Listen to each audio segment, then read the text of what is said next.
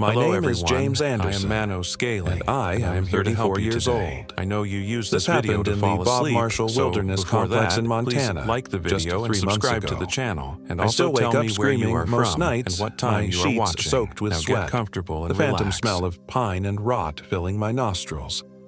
I'd always been an outdoor enthusiast, but after my divorce last year, I threw myself into wilderness adventures with a new intensity. It was easier to focus on survival skills than to dwell on Emily taking the house, the dog, and half my savings. The mountains didn't judge me. The forest didn't ask why I'd worked 80-hour weeks while my marriage crumbled. Nature simply existed, indifferent to human suffering, and I found comfort in that. When my co-workers at the architectural firm suggested a weekend backpacking trip in the Bob Marshall Wilderness, I jumped at the chance. Dave Nguyen was our office manager, practical, level-headed, and the most experienced outdoorsman among us. Mike Williams was our newest hire, a talented designer and former college athlete who'd never been camping but was eager to prove himself. Then there was Heather Clark, our head of marketing, sharp, ambitious, and surprisingly tough for someone who spent most days in business attire. I'd worked with them for years but hardly knew them beyond office small talk. That should have been my first warning. 4 near strangers heading into one of the most remote wilderness areas in the continental United States. But I was desperate for connection, for anything to pull me out of the fog of my post-divorce existence.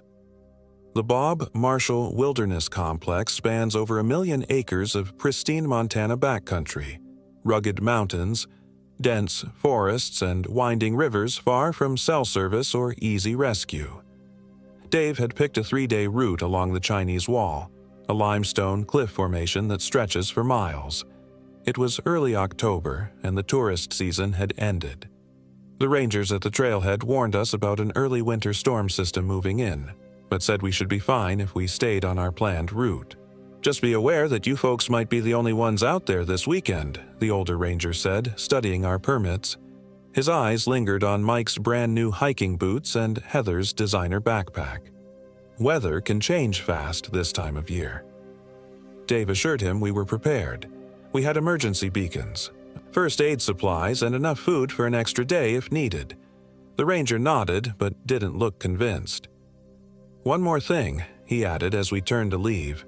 "There's been some unusual wildlife activity reported near Strawberry Creek. Probably nothing, but stick together, especially at night." I remember laughing at that. What could be so unusual about wildlife in a wilderness area? Bears and mountain lions were expected hazards, and we had bear spray and knew the protocols. Nature was predictable if you understood its rules. I was wrong. So very wrong. The first day was everything I'd hoped for. Crisp, autumn air, golden larches against the deep green pines, and glimpses of the Chinese Wall rising in the distance. The trail was challenging but manageable, and even Mike, despite his new boots giving him blisters, maintained a positive attitude. We made good time and set up camp near a small alpine lake just as the sun began to set. That night around the campfire, we finally began to talk about more than work. Dave spoke of his Vietnamese parents who had fled Saigon in the 1970s and their disappointment when he chose outdoor recreation over medical school. Heather revealed she was considering leaving the firm for a competitor. Mike admitted he felt out of his depth both at work and on this trip. And I, after 2 cups of whiskey from Dave's flask, found myself talking about Emily, about the loneliness of coming home to an empty house, about how I sometimes sat in my car in the garage for an hour before working up the energy to go inside. "Jesus, James," Heather said, poking at the fire with a stick. "You never let on at work." "That's the point of work," I replied. "Structure, distraction." Mike nodded sympathetically, but it was Dave who watched me with knowing eyes. "Sometimes the wilderness helps," he said quietly, "but sometimes it just gives your demons more room to breathe." I should have paid attention to those words. The temperature dropped rapidly after sunset, and we retreated to our tents early. I fell into a deep sleep almost immediately, exhausted from the hike and emotional unburdening. I don't know exactly when the whispering started. At first, I thought it was the wind in the pines or perhaps Dave and Mike talking in their tent. But as I became more alert, I realized the sound was coming from outside, from the darkness between the trees. Not quite voices, but something like them. A rhythmic, sibilant sound just below the threshold of understanding. I lay still, my sleeping bag pulled up to my chin, listening. My watch read 2:17 a.m. The whispers rose and fell like waves, sometimes seeming to move around our campsite, sometimes gathering in one spot. I told myself it was just the wind, just water from the lake lapping at the shore, just my imagination working overtime in an unfamiliar place.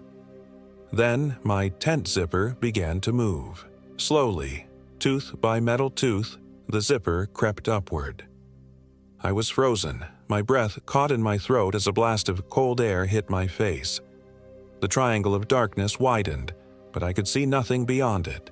The night was moonless and complete.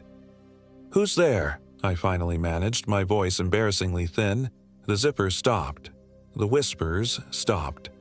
Everything stopped, including, it seemed, my heart. Then Dave's voice, "James, you okay, man?" The spell broke. I scrambled for my headlamp and switched it on with trembling fingers. The tent door was closed. The zipper was exactly where I'd left it. Dave was standing outside, his own light creating a silhouette against the tent wall. "I heard voices," I said as I unzipped the tent. "Did you hear them?" Dave frowned, sweeping his light across our campsite. "I heard you talking in your sleep. That's what woke me up." "I wasn't," I began, but stopped. Had I been talking in my sleep? I'd never done that before, but stress and exhaustion could explain it. "Sorry I woke you. Must have been dreaming." Dave didn't look convinced, but he nodded. "All good. Try to get some rest. Big day tomorrow." I zipped myself back in, double-checking the closure, and lay awake until dawn began to lighten the sky. I didn't hear the whispers again, but I couldn't shake the feeling of being watched. The second day brought clouds and a sharp drop in temperature. As we hiked, the Chinese wall finally came into full view, an imposing limestone cliff stretching for miles, rising hundreds of feet from the forest floor. Under different circumstances, I would have been awestruck. Instead, I found myself constantly looking over my shoulder, scanning the trees for movement. "You seem jumpy today," Heather remarked as we stopped for lunch. "Everything okay?" "Just tired," I lied. "Didn't sleep well." "It's the altitude," Dave offered. "Affects some people's sleep the first night or two."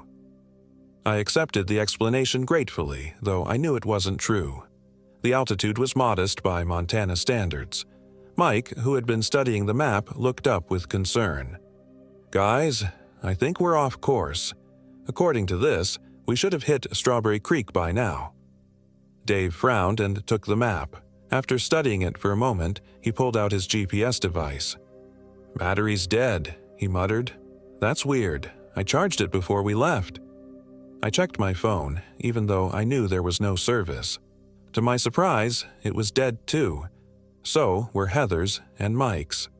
"All of our devices," Heather said, the edge of panic in her voice. "That doesn't make sense." "Electronics glitch all the time in the wilderness," Dave said, but he didn't sound convinced. "Cold affects batteries. Let's focus on the map." After some discussion, we determined we'd veered east at some point. Dave estimated we were still on a trail, just not our planned one. "We can either backtrack to find where we went wrong, or continue on this trail, which should eventually connect with our original route." Given the darkening sky and dropping temperature, we chose to push forward. The trail narrowed as we continued, the forest growing denser around us. The trees seemed to lean inward, creating a tunnel effect that made me increasingly claustrophobic. Pine needles muffled our footsteps, and the usual forest sounds, birds, insects, small animals, were conspicuously absent. "It's too quiet," Mike said, echoing my thoughts. "Shouldn't there be, like, woodpeckers or something?" A twig snapped somewhere in the forest, loud in the silence. We all froze.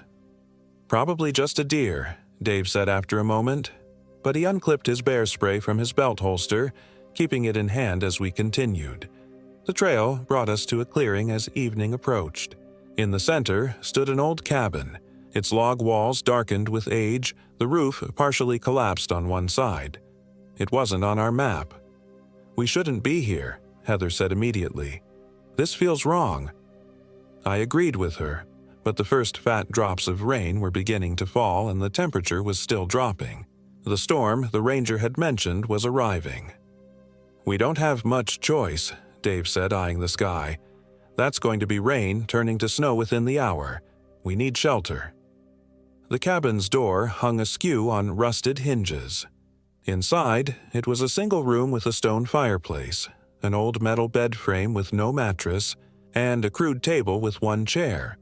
Dust covered everything, but there were no signs of animals having nested inside, which struck me as odd.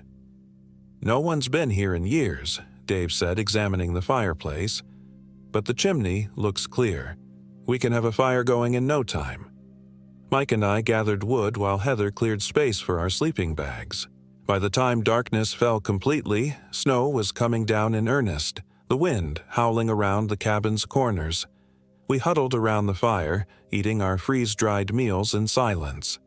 The flames cast jumping shadows on the walls, creating the illusion of movement in the cabin's dark corners. "Anyone know any good ghost stories?" Mike asked, obviously trying to lighten the mood. Heather shot him a withering look. "Read the room, Mike." "Sorry," he mumbled. "Just trying to—" "Did you hear that?" Dave interrupted, tilting his head. We all went still, listening. At first, I heard nothing over the fire's crackle and the wind. Then I caught it. The same whispers from the previous night, but clearer now, almost like words in a language I should understand but couldn't quite grasp. "It's just the wind," Heather said, but her knuckles were white around her mug. "Wind doesn't sound like voices," Mike countered, his eyes wide. A sudden gust shook the cabin, sending a shower of dust from the rafters. The fire flickered wildly before settling. And in that moment, I could have sworn I saw something move in the darkest corner of the room, a deeper shadow within the shadows. "We should take turns keeping watch tonight," I suggested, trying to keep my voice steady. "For safety." No one argued. We established a rotation. Dave first, then me, Heather, and Mike last. I lay in my sleeping bag staring at the fire as it slowly died down, listening to the wind and the whispers that might have been the wind. Eventually, exhaustion claimed me. Dave shook me awake for my watch. The fire had burned down to embers, casting just enough light to see his face, tense, alert. "See anything?" I asked, sitting up. He hesitated. "No. Just keep an eye on the door and the windows." As he settled into his sleeping bag, I added wood to the fire, grateful for the increased light and warmth. For the first hour of my watch, there was only the storm outside and the breathing of my companions. I began to relax slightly, thinking perhaps our fears were just the product of exhaustion and unfamiliar surroundings. Then the scratching began. It started as a faint sound on the cabin's roof. Could have been a branch in the wind. But it moved, deliberately, from the roof to the wall, down toward the boarded-up window near where Mike slept. Slow, methodical scratches, like fingernails on wood. I stood, my headlamp illuminating the wall. Nothing visible. The scratching stopped. The fire popped loudly, making me jump. When I turned back to the window, there was a face pressed against a gap in the boards. Not human, not animal. A gaunt, elongated visage with skin like bark, eyes sunken and black, mouth a jagged slash. It was there for only a second before disappearing, but I saw it clearly. I stumbled backward, knocking over my water bottle. "What's wrong?" Heather was instantly awake, alert. "There's something outside," I whispered, pointing to the window. I don't know what I saw. Dave and Mike were up now, too. Dave grabbed his hunting knife while Mike clutched his bear spray like a lifeline. "I'll check it out," Dave said, moving toward the window. "No," I grabbed his arm. We should stay together, inside. He studied my face, then nodded slowly. Okay, but we need to know what's out there. We spent the rest of the night huddled around the rekindled fire, jumping at every sound. The scratching didn't return, but the whispers did, rising and falling with the wind, sometimes so clear I could almost understand words, phrases. Near dawn, Mike, who'd been silent for hours, suddenly said, "Strawberry Creek." The ranger mentioned unusual wildlife activity near Strawberry Creek. We all looked at him. "We must be near it," he continued. "We got off track, ended up here instead." What exactly did he mean by unusual wildlife activity? Heather asked, her voice tight. No one had an answer.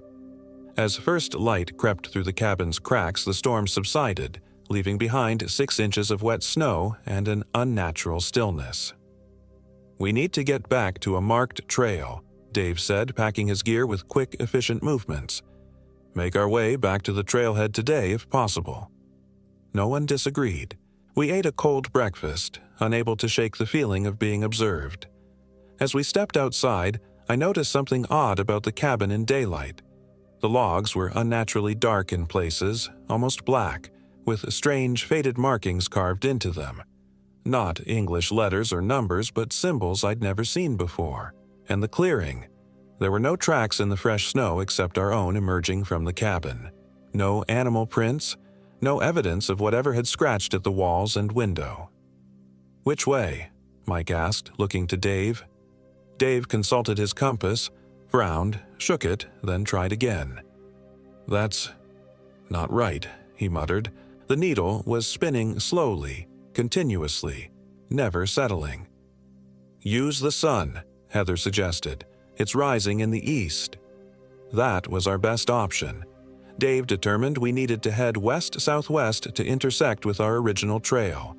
The snow made going slow, our boots breaking through the crust with every step. The forest seemed different in daylight, the trees more widely spaced than I remembered, as if the very landscape had shifted overnight. An hour into our hike, Mike stopped abruptly. "Do you smell that?" I inhaled deeply. Beneath the crisp snow scent was something else, a musty, rotting odor. "Probably a dead animal nearby," I suggested, but even as I said it, I knew that wasn't right. The smell was too pervasive, too strange.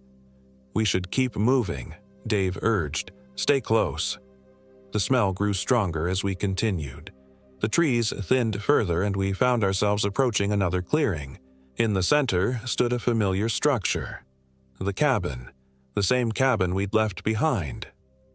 "That's impossible," Heather whispered. "We've been walking in a straight line for over an hour." Yet there it was. The askew door, the partially collapsed roof, the boarded window where I'd seen the face. Our footprints still led out from the entrance, now partially filled with blown snow. Mike let out a sound between a laugh and a sob. "We've been walking in circles." "No," Dave insisted, checking his useless compass again. "We followed the sun. We couldn't have circled back." I stepped into the clearing, studying our tracks. They led straight out from the cabin into the forest, and nowhere else. As if we had emerged from the cabin just moments ago, not hours before. "This can't be happening," Heather said, her composure finally cracking. "This isn't possible." A twig snapped in the forest behind us. We whirled around. Nothing visible, but the whispers started again, louder now, clearer, coming from all directions at once. "Inside," Dave ordered, gesturing toward the cabin. "Now." "No," Mike backed away. "I'm not going back in there. This is wrong. All of this is wrong." Before any of us could stop him, Mike turned and ran into the forest in the opposite direction from the cabin. "Mike!" Dave shouted. "Mike!" But he was already gone, his orange jacket quickly disappearing among the trees. "We have to go after him," I said, already moving. Dave caught my arm. We stay together, all of us. He looked at Heather, who nodded shakily. We called Mike's name as we followed his tracks into the forest.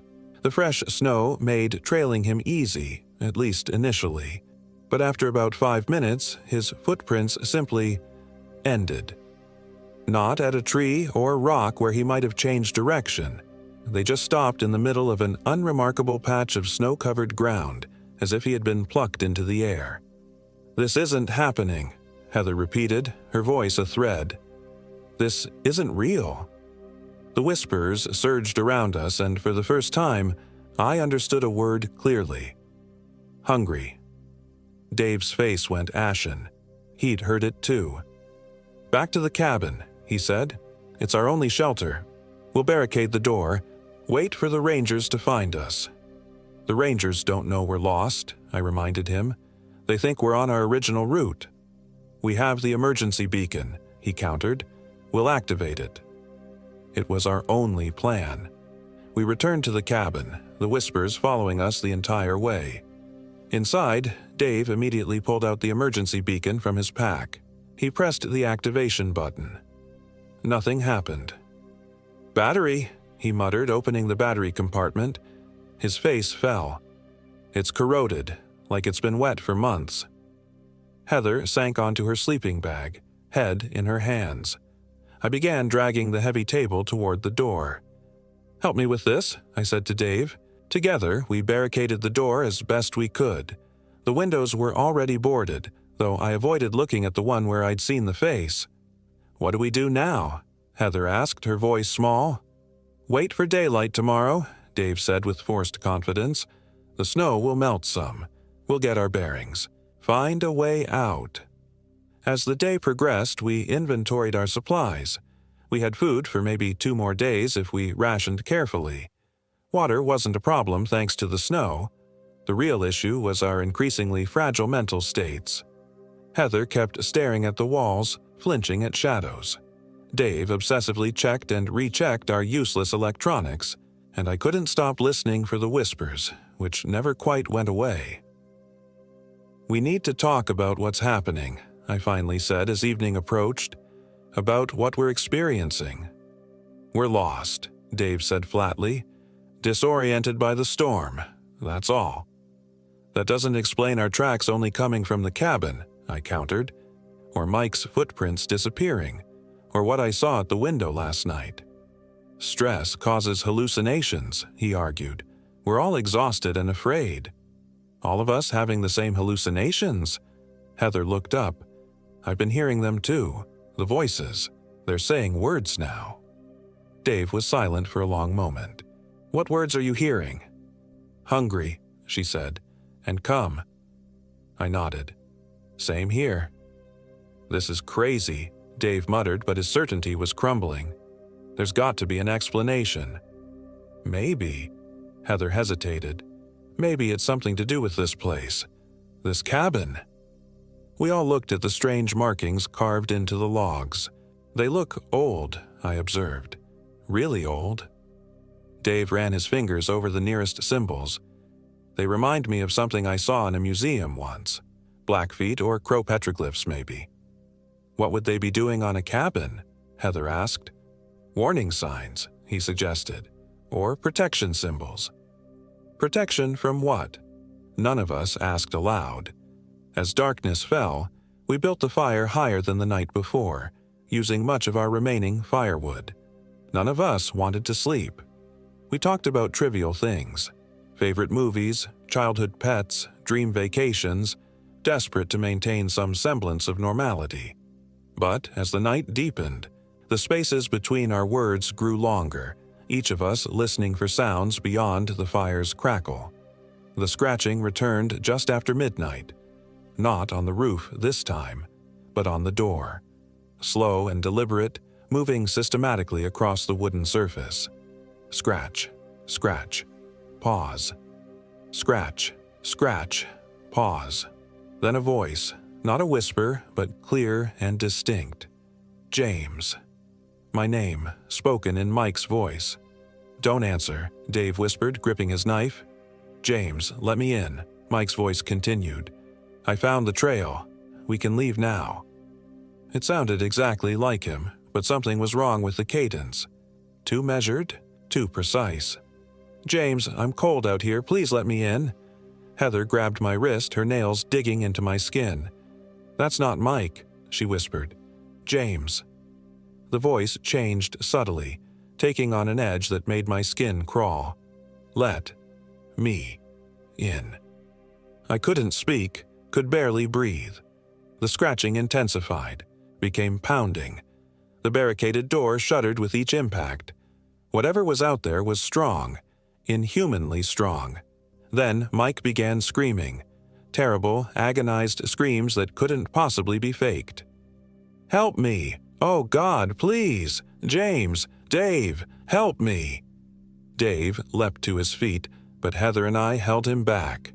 "It's not him," I insisted, though the screams tore at my resolve. "It can't be him. We can't just let him die out there." Dave struggled against our grip. "Listen," Heather hissed. "Really listen." The screams continued, but as we paid closer attention, we noticed they were repeating. The exact same inflections, the exact same words, over and over like a recording. The pounding stopped abruptly. The screams cut off mid-syllable. Silence fell, heavier than before. Then the whispers returned, surrounding the cabin, pressing in from all sides, no longer trying to sound like Mike, no longer sounding remotely human. We huddled together by the fire, weapons in hand, listening to the inhuman voices circle the cabin until dawn. None of us slept. None of us spoke. There was nothing left to say. Morning brought silence and another 6 inches of snow. Our firewood was almost gone. Our food supplies were dwindling faster than they should have been, as if something had gotten into our packs during the night. "We have to leave," Dave said as we ate our meager breakfast. "We can't stay here another night." "And go where?" Heather asked. "We don't even know which direction to head." "Any direction," he replied grimly, "as long as it's away from here." We packed quickly, taking only what was essential. At the door, Dave hesitated. "Stay together. No matter what happens, no matter what you see or hear, we stay together." Heather and I nodded. Dave moved the table and we stepped outside into the snow-covered clearing. There were tracks everywhere, not human footprints. Nothing that precise. More like drag marks, wide and sinuous, crisscrossing the clearing and leading in every direction into the forest. And the snow around the cabin was discolored in patches, a rusty brown stain that could only be blood. "Jesus," Heather breathed. Dave checked his compass again, unsurprised when it continued its slow spin. "We follow the sun," he decided. "Due east this time. Different from yesterday." We set off, trudging through the deep snow. I found myself constantly counting. 1, 2, 3, making sure we were all still together. The forest seemed to be thinning as we walked, which gave me hope we might find a road or another trail. After about an hour, the trees opened up completely, and we found ourselves on the edge of a vast meadow. In the center stood a familiar dark shape. The cabin. "No," Dave whispered, the single word carrying the weight of defeat. Heather began to cry, silent tears tracking down her face. I stared at the cabin, trying to understand what was happening. We had walked in a straight line. The sun had been at our backs the entire time. It was impossible for us to have circled back. Unless... "It's moving," I said slowly. "The cabin. It's following us." Dave looked at me like I'd lost my mind. "That's not possible." "None of this is possible," I shot back. "Our tracks leading nowhere, Mike disappearing, all of our electronics failing at once.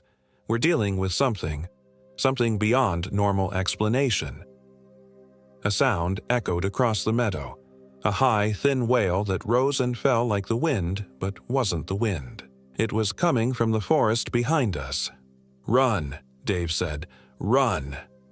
We sprinted across the meadow toward the cabin, our only shelter in the open expanse. The wailing grew louder, multiplied, became a chorus of inhuman voices. I risked a glance over my shoulder and immediately wished I hadn't. Shapes were emerging from the forest, tall, emaciated figures moving with a terrible gliding grace. They were the color of winter-dead trees, their limbs too long, their faces what I could see of them, elongated and wrong. There were dozens of them, spreading out across the meadow behind us. Heather screamed. She had seen them too. We reached the cabin, Dave throwing open the door. We tumbled inside, slamming the door shut behind us. Dave dragged the table back into place while Heather and I pushed our weight against the door. Outside, the wailing stopped, replaced by those awful whispers, now so loud they were almost shouts, almost comprehensible. "What are they?" Heather sobbed. "What the fuck are they?" I shook my head, unable to answer. My entire worldview was collapsing, unable to accommodate what I'd just seen. Dave was scanning the cabin frantically. "There has to be a way out, some reason why we keep ending up back here." The whispers pressed against the cabin, seeping through the walls like smoke. I could understand them now, each word distinct and terrible. "Hungry, so hungry. Give us one. Just one." Our eyes met, the same realization dawning on all our faces. They wanted one of us. A sacrifice. "No," Dave said firmly, reading our thoughts. "We stay together. We fight together." But the idea had taken root. If one stayed behind, could the others escape? The thought sickened me, but it persisted, impossible to banish. The whispers grew more insistent. "One stays, two go. One stays, two go." "Stop listening to them," Dave commanded, his voice strained. "They're trying to turn us against each other." Something scratched at the door, at the windows, at the very roof over our heads. The whole cabin seemed to tremble with the force of their need. And then, abruptly, it stopped. Complete silence fell. We looked at each other, confused, afraid to hope. "Is it over?" Heather whispered. A new sound emerged. Footsteps in the snow outside approaching the door. Human footsteps. A familiar voice called out, "Hello? Is anyone in there?" Mike. But not the Mike voice from the night before. The real Mike, sounding exhausted and confused. "Don't," Dave warned as Heather moved toward the door. "It's him," she insisted. "It's really him this time." "Guys?" Mike called again. "I got lost. I don't know what happened. Please let me in." Dave gripped his knife tighter. "How do we know it's really him?" "Mike," I called out. "What's your mother's name?" A pause. "What? It's Sarah. Sarah Williams." "James, is that you? Please, I'm freezing out here." I looked at Dave. That was correct. Mike had mentioned his mother during the first day's hike. "One more question," Dave insisted. "Mike, what did you say about my boots when we first met at the office?" "That they looked like something my grandfather would wear," came the immediate answer, followed by a strained laugh. "You said fashion wasn't a survival skill. Dave, please, I'm really cold." Dave hesitated, then nodded. Together, we moved the table and opened the door. Mike stood there, his orange jacket torn and dirty, his face pale with cold. But he was whole, unharmed, miraculously alive. "Thank God," he breathed, stumbling inside. "I've been walking for hours. I don't even know how I found this place again." We bombarded him with questions. Where had he been? What had happened after he ran? How had he survived the night? "I just kept running," he said, huddled near the rekindled fire. "I don't know for how long. Eventually I found a trail with markers, followed it until I hit a ranger station. It was abandoned for the season, but there was a radio. I called for help, but no one responded. Spent the night there, then tried to find my way back to you guys." "That doesn't make sense," Heather said. "There's no ranger station within a day's walk of here." Mike frowned. "There has to be. I found it." "How did you find us again?" Dave asked, still suspicion in his voice. "I followed our original trail backward, then I don't know. I felt drawn in this direction." Mike looked around the cabin as if seeing it for the first time. "What is this place anyway?" None of us had an answer. The silence stretched, broken only by the fire's crackle. After a moment, Mike stood and walked to the wall examining the strange carvings. "These are Blackfeet protection symbols," he said. "My grandfather was half Blackfeet. He taught me about their culture." We all stared at him. Mike had never mentioned Native American heritage before. "Protection from what?" Dave asked, his hand inching toward his knife again. Mike traced one of the symbols with his finger. "The whispering ones. Forest spirits that lure travelers off trails, make them lost. They feed on—" He paused, looking back at us. "On fear and despair." "Mike," I said carefully, "you never told us your grandfather was Blackfeet." His expression changed subtly, a flicker of something beneath the surface. "Didn't I? Must have slipped my mind." A drop of dark liquid fell from his nose onto the floor. Not blood. Something black and viscous? Dave was on his feet instantly, knife in hand. "That's not Mike." Not Mike smiled, the expression stretching too wide on his face. More black fluid seeped from his nostrils from the corners of his eyes. "Clever Dave," he said, his voice overlaid with whispers. "Always so practical, so protective." Heather and I backed away as Not Mike's posture changed, his spine elongating, shoulders hunching forward. "What did you do with the real Mike?" I demanded, grabbing a burning branch from the fire as a makeshift weapon. Not Mike tilted his head at an impossible angle. "He found the trail, just like he said. Found his way out." A horrible smile spread across his face.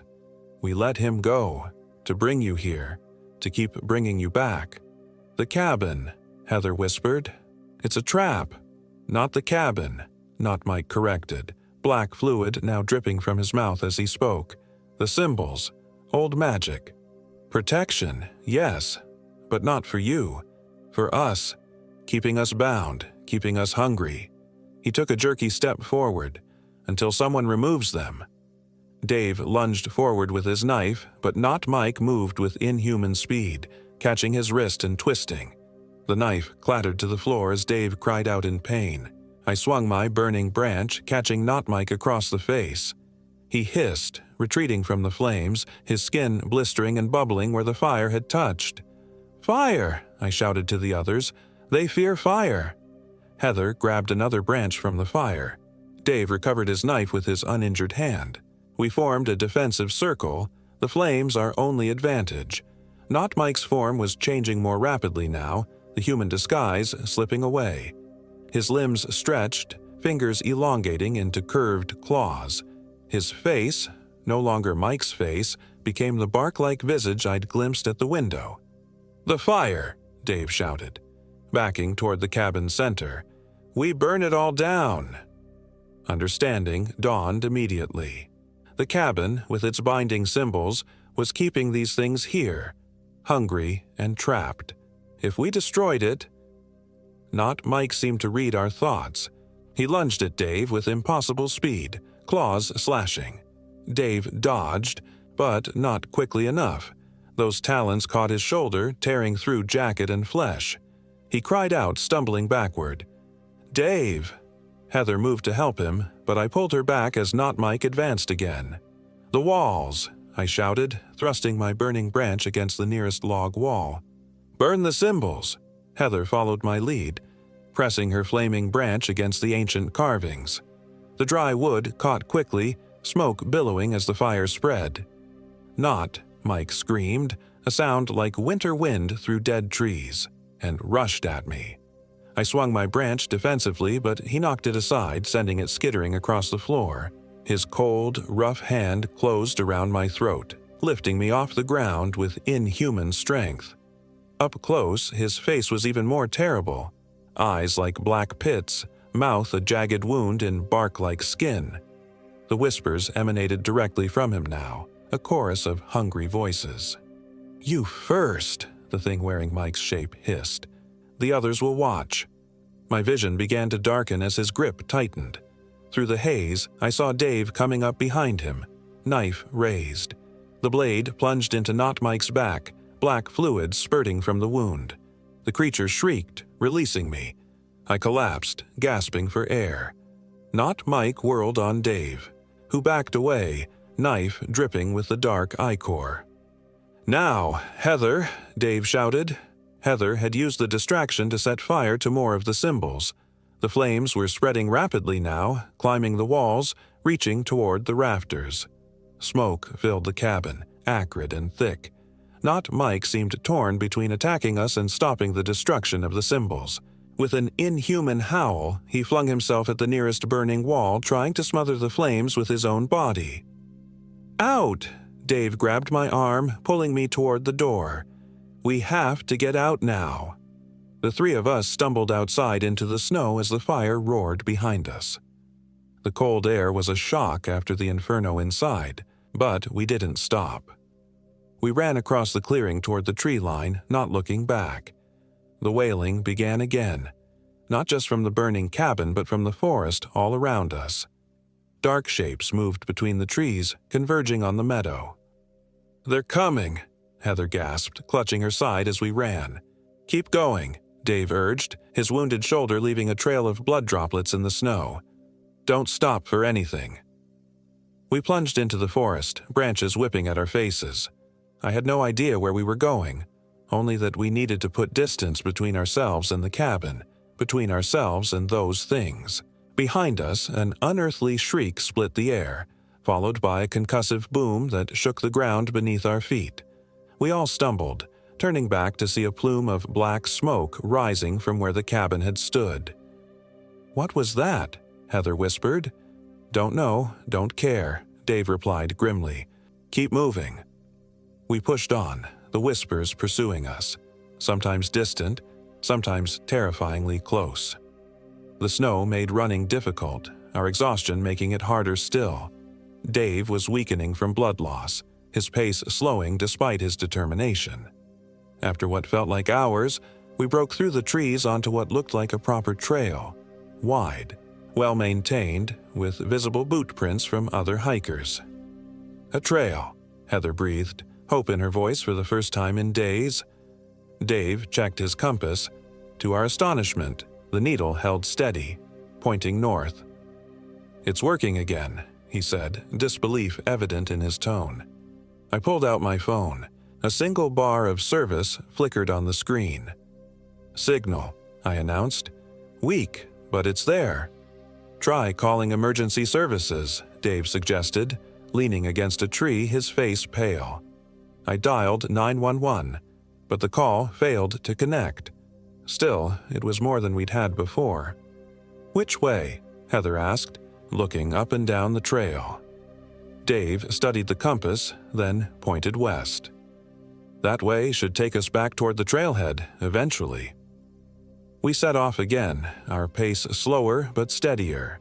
The whispers faded behind us, replaced by normal forest sounds, wind in the branches, distant bird calls. The oppressive feeling of being watched gradually lifted.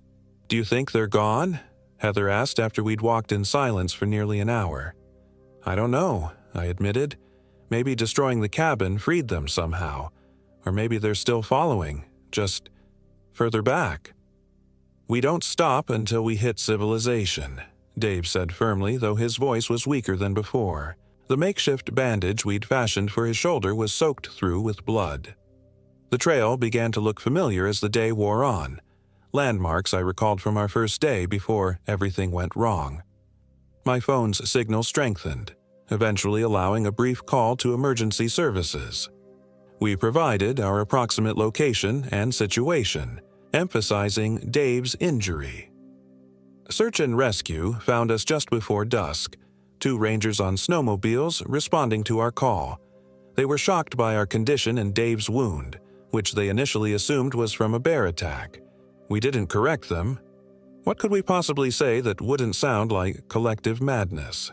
The official report listed Mike as missing, presumed dead from exposure after separating from the group. Search teams combed the area for days but found no trace of him or the cabin we described. The Rangers attributed our confusion about a magical moving cabin to hypothermia and trauma. Dave's wound became infected with an unidentified black mold that took 3 courses of powerful antibiotics to clear. Heather developed severe nyctophobia, fear of the dark, and can no longer sleep without lights on. And I hear whispers sometimes, just at the edge of awareness, particularly on windy nights, or when I'm alone in the woods behind my new apartment. We don't talk about what happened, not to each other, not to the therapists we've all quietly started seeing. What would be the point? No one would believe us. Sometimes I'm not even sure I believe it myself, but I've been researching. There are stories in Blackfeet folklore about forest spirits that lure travelers from their paths, about symbols of binding and containment, ancient rituals to trap evil things, to keep them from wandering free. I wonder how long that cabin had stood in those woods, how many others had stumbled upon it over the decades, the centuries. I wonder who built it, who carved those symbols, and why. Most of all, I wonder about Mike. Was there ever a moment when it was really him at the cabin door? Did he actually escape, only to be recaptured, consumed, replaced? Or was it always one of them wearing his form, using him as bait to draw us back again and again? These questions haunt me as much as the memories themselves. I won't return to Montana. I won't hike the backcountry again. Some doors, once opened, can never be fully closed. Some trails, once wandered from, can never be recovered. And sometimes when the wind blows just right, I swear I can hear them still, the whispers from the Bob Marshall wilderness, calling me back, telling me they're still hungry, still waiting. The whispering pines have my scent now, and I don't think they'll ever truly let me go.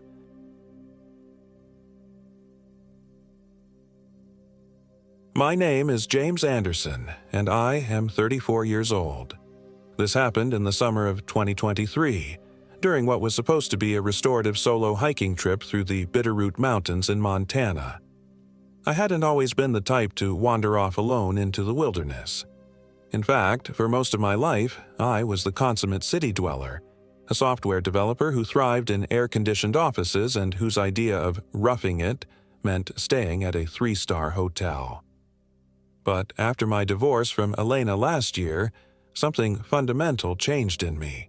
I needed space, distance, silence. The constant noise of Seattle had become unbearable, a ceaseless reminder of my failed marriage and the life we'd planned together. The Bitterroot National Forest seemed like the perfect escape, remote enough to be truly alone with my thoughts, yet with established trails that a novice like me could navigate.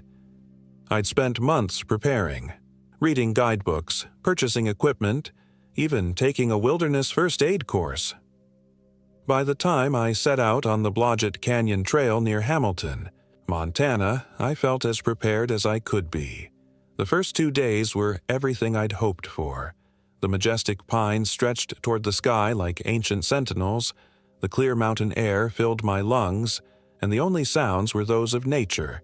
Birds calling, wind rustling through leaves, the occasional scurrying of small animals.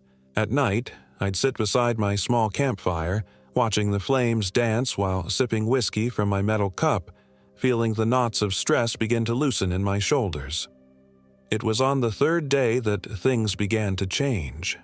I woke to an unsettling silence. No birdsong, no rustling leaves, just a heavy, oppressive quiet that seemed to press against my eardrums. The air felt charged, as if a storm was brewing, but the sky above remained a clear, mocking blue. As I packed up my campsite, I noticed scratches on a nearby tree, 3 long parallel gouges that cut deep into the bark, too high and too powerful to have been made by any small forest creature. Probably a bear, I muttered to myself, trying to ignore the cold sweat forming between my shoulder blades. But deep down, I knew better. Bear marks were different. These looked almost deliberate. I decided to press on toward Whispering Gulch, a secluded valley that my map showed was about 7 miles ahead. The trail became steeper, narrower, less maintained the further I went. By midday, I was questioning whether I was still on the official path at all, but each time I checked my GPS, it confirmed I was headed in the right direction. Around 3 in the afternoon, my phone died. One moment it showed 68% battery, the next, nothing. Dead. I wasn't too concerned. I had a backup battery pack in my bag. But when I reached for it, I discovered it too had mysteriously drained. A coincidence, surely. just bad luck. The deeper I ventured into the forest, the more the trees seemed to close in around me. Their branches grew thicker, blocking much of the sunlight, casting the trail into a perpetual twilight despite it being the middle of the day. And there was something else, a smell. Faint at first, but growing stronger with each step I took toward the gulch, a sickly, sweet odor, like rotting fruit mixed with something metallic, like blood. I should have turned back then.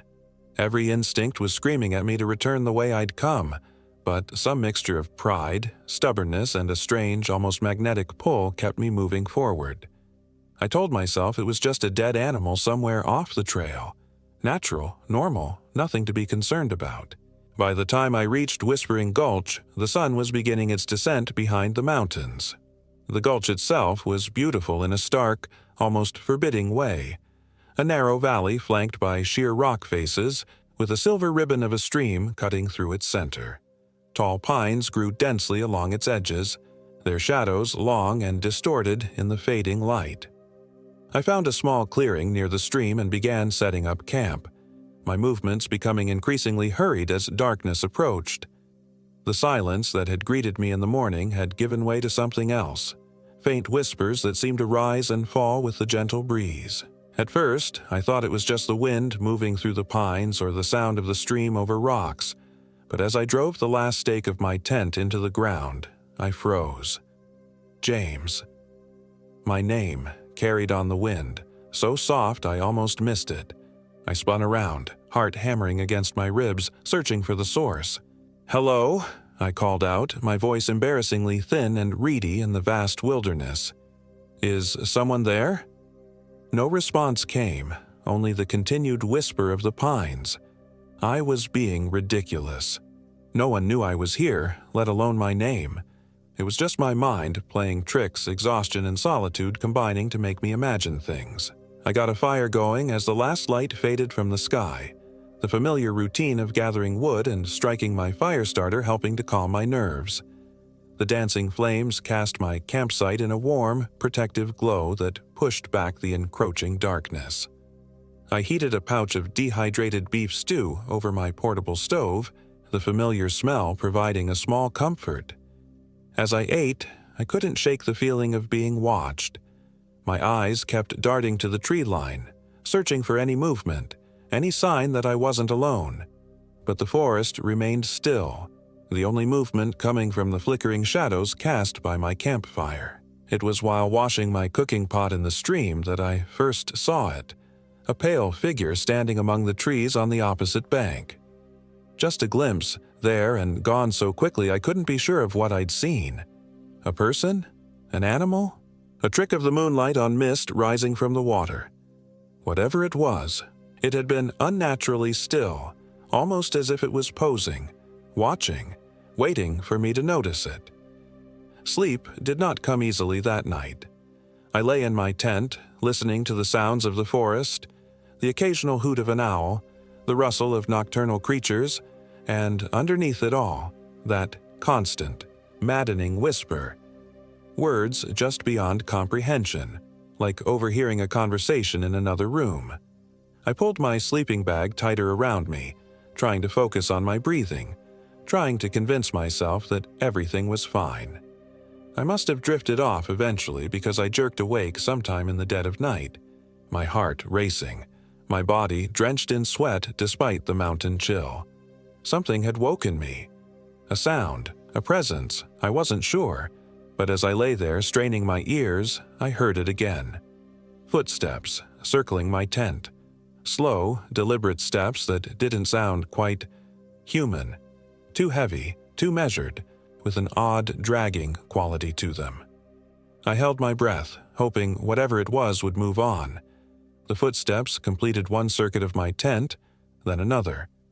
On the third pass, they stopped directly outside the entrance.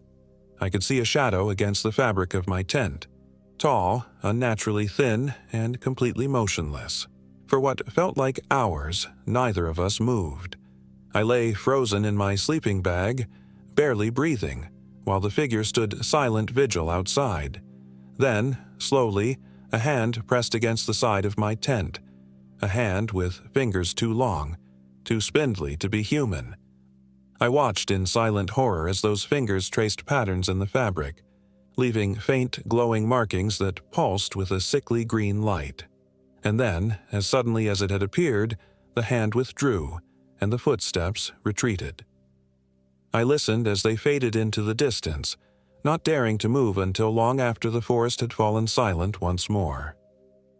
When I finally did peek outside my tent, the night seemed normal again, stars twinkling overhead, the moon casting its silver light across the gulch. But the marks remained on my tent, faintly luminescent patterns that resembled no language I'd ever seen.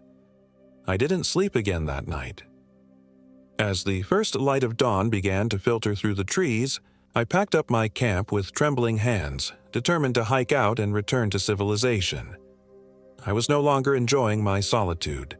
I wanted people, noise, the comforting banality of everyday life. But as I shouldered my backpack and turned to leave, I realized with growing horror that I didn't recognize anything around me. The stream that should have been to my right was nowhere to be seen. The distinctive rock formation that had been visible from my campsite had vanished. Even the trail I had followed into the gulch seemed to have disappeared, swallowed by the dense undergrowth as if it had never existed. I pulled out my compass, desperate for some direction, but the needle spun wildly, never settling on any one point. My map, when I unfolded it with shaking hands, showed locations and landmarks that didn't match anything I could see.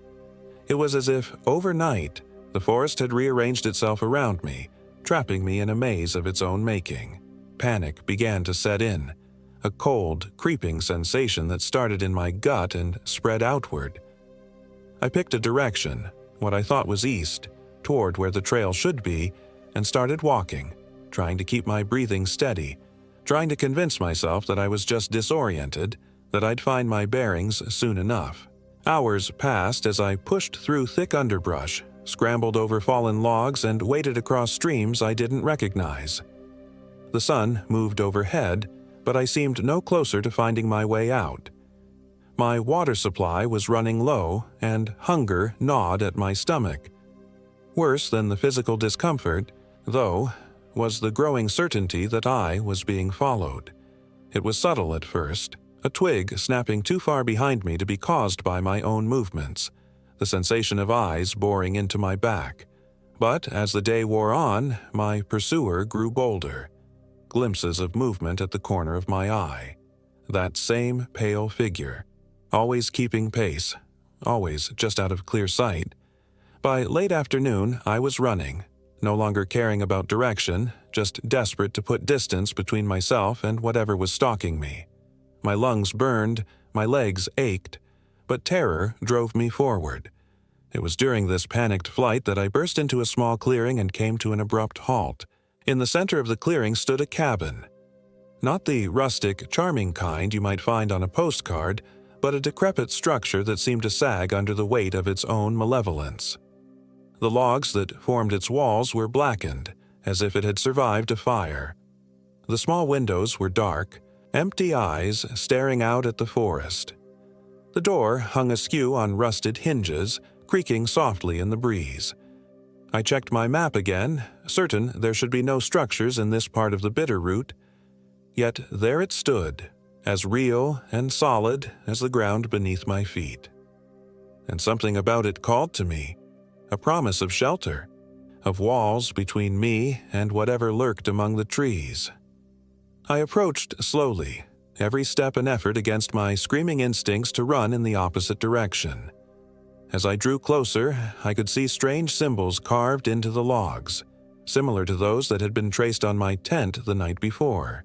The air around the cabin seemed thicker, harder to breathe, carrying that same sickly sweet smell I'd noticed earlier, now so strong it made my eyes water. "Hello," I called out, my voice sounding small and insignificant in the vastness of the forest. "Is anyone there?" No response came from the cabin, but from somewhere in the trees behind me, I heard what could only be described as laughter, a high, inhuman sound that raised the hairs on the back of my neck. Decision made for me. I rushed the final few steps to the cabin and pushed through the crooked door, slamming it shut behind me.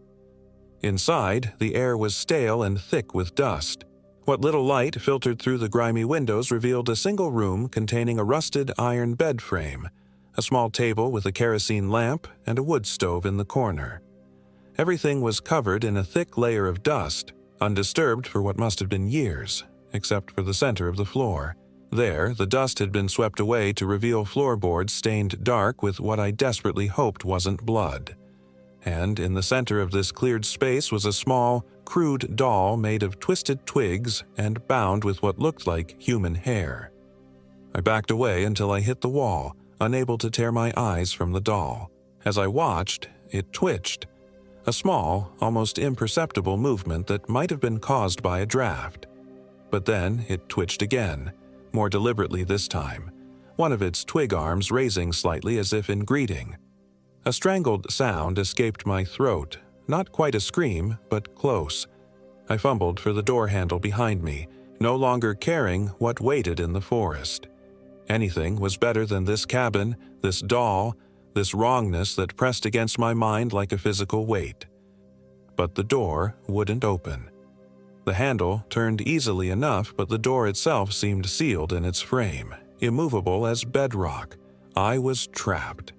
As darkness fell outside, the cabin grew increasingly cold. My breath fogged in front of me as I huddled in the corner furthest from the twig doll, which had remained motionless since that initial greeting. I'd tried the windows, all sealed shut as if painted closed centuries ago. I had searched for another exit, some loose floorboard or forgotten back door, but found nothing. The cabin, decrepit as it appeared, was a perfect prison. With no other option, I unrolled my sleeping bag on the dusty floor and tried to rest, keeping one eye always on the doll. Exhaustion eventually overcame fear, and I drifted into an uneasy sleep filled with fractured dreams. I dreamed of the pale figure from the forest, only now I could see it clearly. A woman, or something that had once been a woman, her body elongated and twisted, her face a blank mask except for a mouth stretched into an impossible smile. She moved through the trees with unnatural grace, calling my name in that whispering voice I'd heard on the wind. James Anderson, I've been waiting for you." In the dream, she told me her name, Mary Blackwood, and her story. How she had come to these mountains in 1879 with her husband, a trapper who built this very cabin. How the harsh winter had driven them to desperate measures.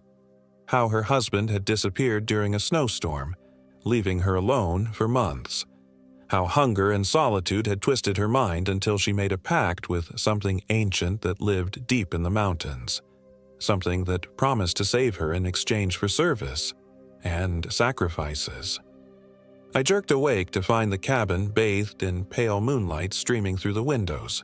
The doll was gone from the center of the floor. In its place stood a woman, emaciated, her skin stretched tight over prominent bones, her hair a wild tangle falling past her waist. She wore what might once have been a dress, now reduced to tattered rags that exposed more of her pallid skin than they covered. "You came," she said, her voice the same whisper I'd heard in the forest. "Just like the others." I pressed myself against the wall, searching desperately for a weapon, an escape, anything. "What others? Who are you?" She smiled, revealing teeth filed to sharp points. "The lost ones. The seekers. The lonely." She took a step toward me, her movements jerky as if she was unused to her own body. "You all come to my forest eventually, drawn by the whispers, by the promise of solitude. But true solitude is maddening, James Anderson. Humans aren't meant to be alone. I learned that the hard way." "You're Mary Blackwood," I said, the name from my dream coming unbidden to my lips. Her smile widened, impossibly wide, splitting her face almost to her ears. "I was. Once. Now I'm something else, something better. And you will be too." She lunged forward with inhuman speed, her fingers, now elongated into claw-like appendages, reaching for me. I rolled aside, barely avoiding her grasp, and scrambled across the cabin. My hand closed around the rusted iron leg of the bed frame, which broke free with a snap of corroded metal. Not much of a weapon, but better than nothing. What followed was a desperate struggle in the confined space of the cabin. Mary, or the thing that had once been Mary, was inhumanly fast and strong, but seemed bound by certain rules I didn't understand. She wouldn't cross the patch of moonlight on the floor, instead circling around it. She hissed when I swung the iron rod near her face, recoiling as if burned. "Iron and moonlight," she spat, her voice distorting into something multi-toned and horrible. "The old protections, but they won't save you forever, James. The moon will set, the iron will fail, and I have time, so much time." She was right. I couldn't stay in this standoff forever. Already my arms ached from holding the iron rod before me, and I could see the patch of moonlight slowly shifting across the floor as the moon continued its journey across the sky. I needed a plan. My eyes darted around the cabin, searching for anything that might help. They landed on the small table with the kerosene lamp. If there was still fuel in it after all these years. I lunged for the table, keeping the iron rod between myself and Mary. She snarled and followed, but kept her distance from the metal. With one hand, I fumbled with the lamp, relieved to feel liquid sloshing inside when I shook it. Using my teeth, I managed to unscrew the cap while still keeping the rod pointed at my attacker. "What are you doing?" Mary asked, her head tilting at an unnatural angle, curiosity momentarily overriding her hunger. "That won't help you." "Maybe not," I replied, breathing hard. "But fire purifies, doesn't it? Isn't that what they always say?" I splashed the kerosene across the floor between us, then fumbled in my pocket for my fire starter. Mary's eyes widened as she realized my intent, and she let out a shriek that couldn't possibly have come from a human throat. "No, this is my place, my hunting ground. You cannot take it from me." "Watch me," I growled, striking the fire starter. The spark caught the kerosene immediately, flames racing across the floor toward the woman. Mary backpedaled, her body contorting in ways that defied anatomy as she tried to escape the advancing fire. But she was too slow. The flames caught the tattered edges of her dress, then climbed higher, engulfing her skeletal form. She didn't scream as she burned. Instead, she laughed, a chilling sound that echoed in the small cabin even as her body blackened and crumbled. "Fool," she said, her voice somehow clear despite the flames consuming her. "You think fire can destroy me? I've burned before. I'll burn again, and I'll still be here long after your bones have turned to dust." As the last word left what remained of her lips, her body collapsed entirely, reduced to ash in seconds, far faster than any normal fire could have managed. But the cabin around me continued to burn, the flames spreading to the walls, the ceiling, consuming the ancient dry wood with voracious hunger. I had to get out. The door that had been sealed before now swung open easily at my touch, as if whatever magic had held it closed had died with Mary. I stumbled outside, gulping the cool night air, watching as the cabin was rapidly devoured by flames far brighter and hotter than they should have been. In the firelight, I saw them, figures standing at the edge of the clearing. Dozens of them, pale and gaunt, with the same elongated limbs and unnaturally wide smiles as Mary. They watched me with hungry eyes but made no move to approach as long as the cabin burned. I ran, through the dark forest, guided only by the light of the moon and the desperate need to put distance between myself and that clearing. I ran until my lungs screamed for air and my legs threatened to give out beneath me. And then I ran some more. Dawn found me collapsed at the edge of a road, a real asphalt road that hadn't been on any of my maps. A passing trucker found me there, delirious with exhaustion and dehydration, babbling about women made of twigs and cabins that shouldn't exist.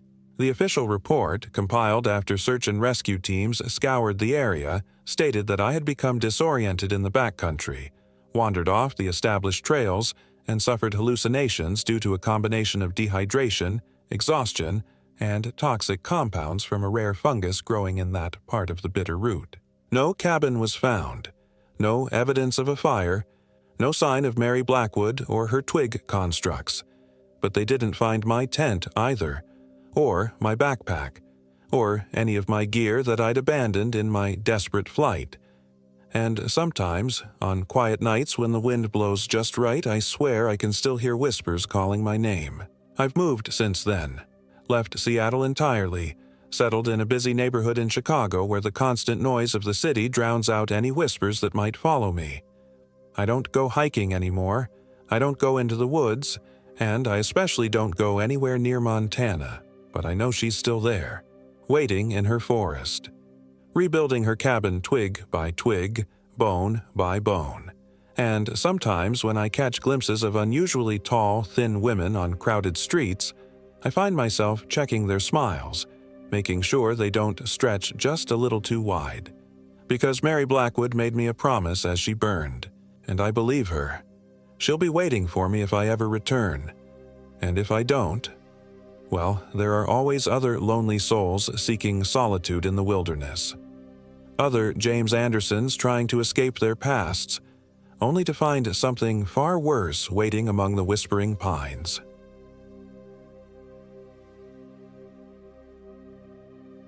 My name is Jason Adams, and I am 32 years old. This happened in Gallatin National Forest, Montana, just last summer. I still wake up screaming most nights, the memories so vivid that sometimes I can't tell if I'm remembering or if it's happening all over again. I'd spent most of my adult life behind a desk at a marketing firm in Chicago, watching my waistline expand and my skin grow pale under fluorescent lights. When my doctor told me my blood pressure was dangerously high, I knew something had to change. A solo hiking trip seemed like the perfect solution. Just me, nature, and enough distance from civilization to reset my perpetually buzzing brain. I chose the more remote sections of Gallatin National Forest, specifically the area north of Yellowstone, near the Absaroka Beartooth Wilderness. I'd read about the pristine lakes, rugged mountain trails, and sprawling pine forests. The guidebook mentioned the occasional bear or moose, but with proper precautions. These didn't worry me much. What the guidebook didn't mention were the other things that called those mountains home. My plan was simple. A 7-day loop starting from the Slough Creek trailhead, heading north into the more isolated regions before circling back. The first day went exactly as I'd hoped. The late June air was crisp and clean, the trail challenging but manageable. I set up camp near a small stream as the sun began to set, feeling better than I had in years. That first night I slept deeply, lulled by the bubbling of the stream and the gentle rustling of wind through pines. I woke refreshed and eager, packed up my gear, and continued north. It was during my second night that I first noticed something was off. I'd hiked farther than planned, pushing past the point where most day hikers turned back. My campsite overlooked a small valley, giving me a panoramic view of the surrounding wilderness. As darkness fell, I spotted what looked like a tiny light moving among the trees about half a mile away. It flickered like a lantern, moving in straight lines that seemed too deliberate for a fellow hiker. I watched it for nearly an hour before it disappeared. I told myself it was probably just another camper, though something about the movement didn't sit right. Still, I slept soundly, waking only once when I thought I heard what sounded like distant singing, a high, wavering voice carrying a melody I couldn't quite place. The third day brought fog that clung to the mountains, transforming the landscape into something from a dream. The trail became steeper, and I found myself having to check my map and compass more frequently. Around midday, I came across something strange, a small arrangement of stones in a perfect circle with what appeared to be tiny animal bones placed at cardinal points. I'd read about rock cairns left by hikers as trail markers, but this was different, more deliberate, more ritualistic. I took a photo and moved on, quickening my pace. The fog seemed to thicken as the day progressed, and twice I found myself having to backtrack after losing the trail. By late afternoon, I realized I wouldn't make it to my planned camping spot and decided to set up near a rocky outcropping that offered some shelter. That night, the temperature dropped dramatically. I huddled in my sleeping bag, listening to the wind howl through the trees. Sleep came fitfully, interrupted by what I could have sworn were footsteps circling my tent. Not the heavy tread of an animal, but light, almost careful steps. Each time I unzipped the tent to look, I saw nothing but swirling fog that seemed to retreat from my flashlight beam. I woke to find strange symbols drawn in the dirt around my tent. They resembled crude stick figures with elongated limbs and misshapen heads. I told myself it had to be the wind dragging branches across the ground, but the patterns were too precise, too intentional. I quickly packed up and left, feeling watched with every step. The fourth day brought me to what should have been the most beautiful part of my journey, Buffalo Plateau, with its sprawling meadows and views of the surrounding peaks. Instead, I found myself unable to appreciate the scenery, constantly glancing over my shoulder, feeling like something was following just beyond my peripheral vision. I stopped for lunch near a small alpine lake. The water was crystal clear, reflecting the cloudy sky above. As I ate my trail mix, I noticed something odd about my reflection in the water. It seemed delayed, moving a fraction of a second after I did. I leaned closer, and for just a moment, I could have sworn my reflection smiled at me while I remained frozen in horror. I scrambled away from the water's edge, heart pounding. That's when I heard it. A voice calling my name from the direction I'd come from. A woman's voice, soft and lilting, yet somehow carrying across the distance. Jason Adams. I spun around, scanning the empty trail behind me. Nobody was there. "Who's there?" I called out, my voice sounding thin in the vast wilderness. Silence answered me, broken only by the whisper of wind through grass. I grabbed my pack and started walking again, no longer stopping to consult my map or take photos. I just wanted to put distance between myself and whatever was behind me. As dusk approached, I found myself in a dense section of forest. The trees here were older, their trunks massive and gnarled, branches intertwining overhead to block out much of the fading light. I should have stopped to make camp, but something drove me forward, a growing certainty that I wasn't alone in these woods. Night fell faster than it should have, the darkness unusually complete. My headlamp carved a pitiful tunnel of light through the blackness. The trail became harder to follow, and several times I found myself having to backtrack after nearly walking into thickets or small ravines. It was nearly midnight when I finally accepted that I needed to stop. My legs were trembling with exhaustion, and the risk of injury from continuing in the dark outweighed my growing dread. I found a small clearing and mechanically went through the motions of setting up camp, though the thought of sleeping filled me with anxiety. I didn't bother with a fire. Something told me that drawing attention to my location would be a mistake. Instead, I ate a cold dinner of beef jerky and trail mix before crawling into my tent. I lay there, fully dressed with my boots still on, clutching my knife in one hand and my flashlight in the other. Sleep came against my will, dragging me down into troubled dreams. I dreamed of a woman standing among the trees, her face obscured by long, matted hair. She was unnaturally tall and thin, her limbs bent at odd angles. In the dream, she sang my name over and over, each repetition drawing her closer to my tent. I woke with a jolt, drenched in sweat despite the cold. For a moment, I thought I was still dreaming, because the singing continued. A woman's voice, so close it might have been right outside my tent, singing a lullaby I vaguely recognized from childhood. "Hush, little baby, don't say a word." The voice was beautiful but wrong somehow, like someone imitating human speech without fully understanding it. The notes stretched and warped, the timing slightly off. I lay perfectly still, barely breathing, as the singing continued. Then, abruptly, it stopped. The silence that followed was somehow worse. I heard the zipper of my tent slowly, deliberately being pulled open. Pure instinct took over.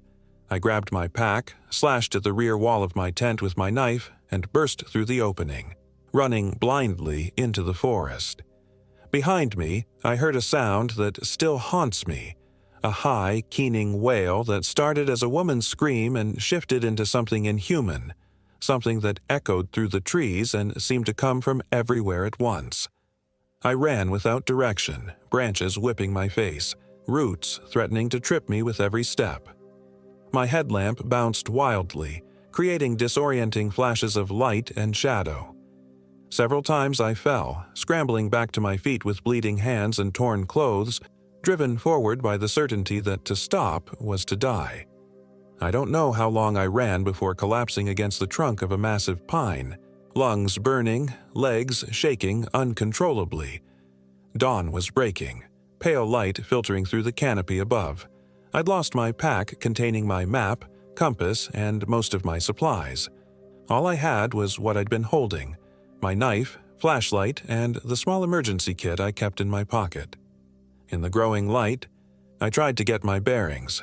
Nothing looked familiar. The forest here was different, older, with massive trees covered in thick moss. The ground was soft and damp, fog curling around the trunks in sinuous tendrils.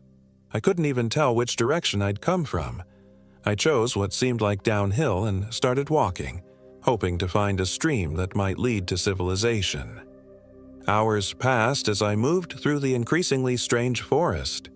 The trees grew more twisted, their bark blackened in places as if by fire, though no fire had passed through here in what must have been decades. Around midday, I came across an old cabin nestled in a small clearing. It looked abandoned, the roof partially collapsed, windows dark and empty. Part of me wanted to keep going, but exhaustion and hunger won out. I approached cautiously, calling out to see if anyone was around. The cabin door hung precariously on rusted hinges. Inside was a single room, dusty and cobwebbed but dry. A table, 2 chairs, and an old iron stove were the only furniture. What caught my attention, however, were the walls. Every inch was covered in drawings. The same stick figures I'd seen around my tent, hundreds of them, some small enough to fit in my palm, others stretching from floor to ceiling.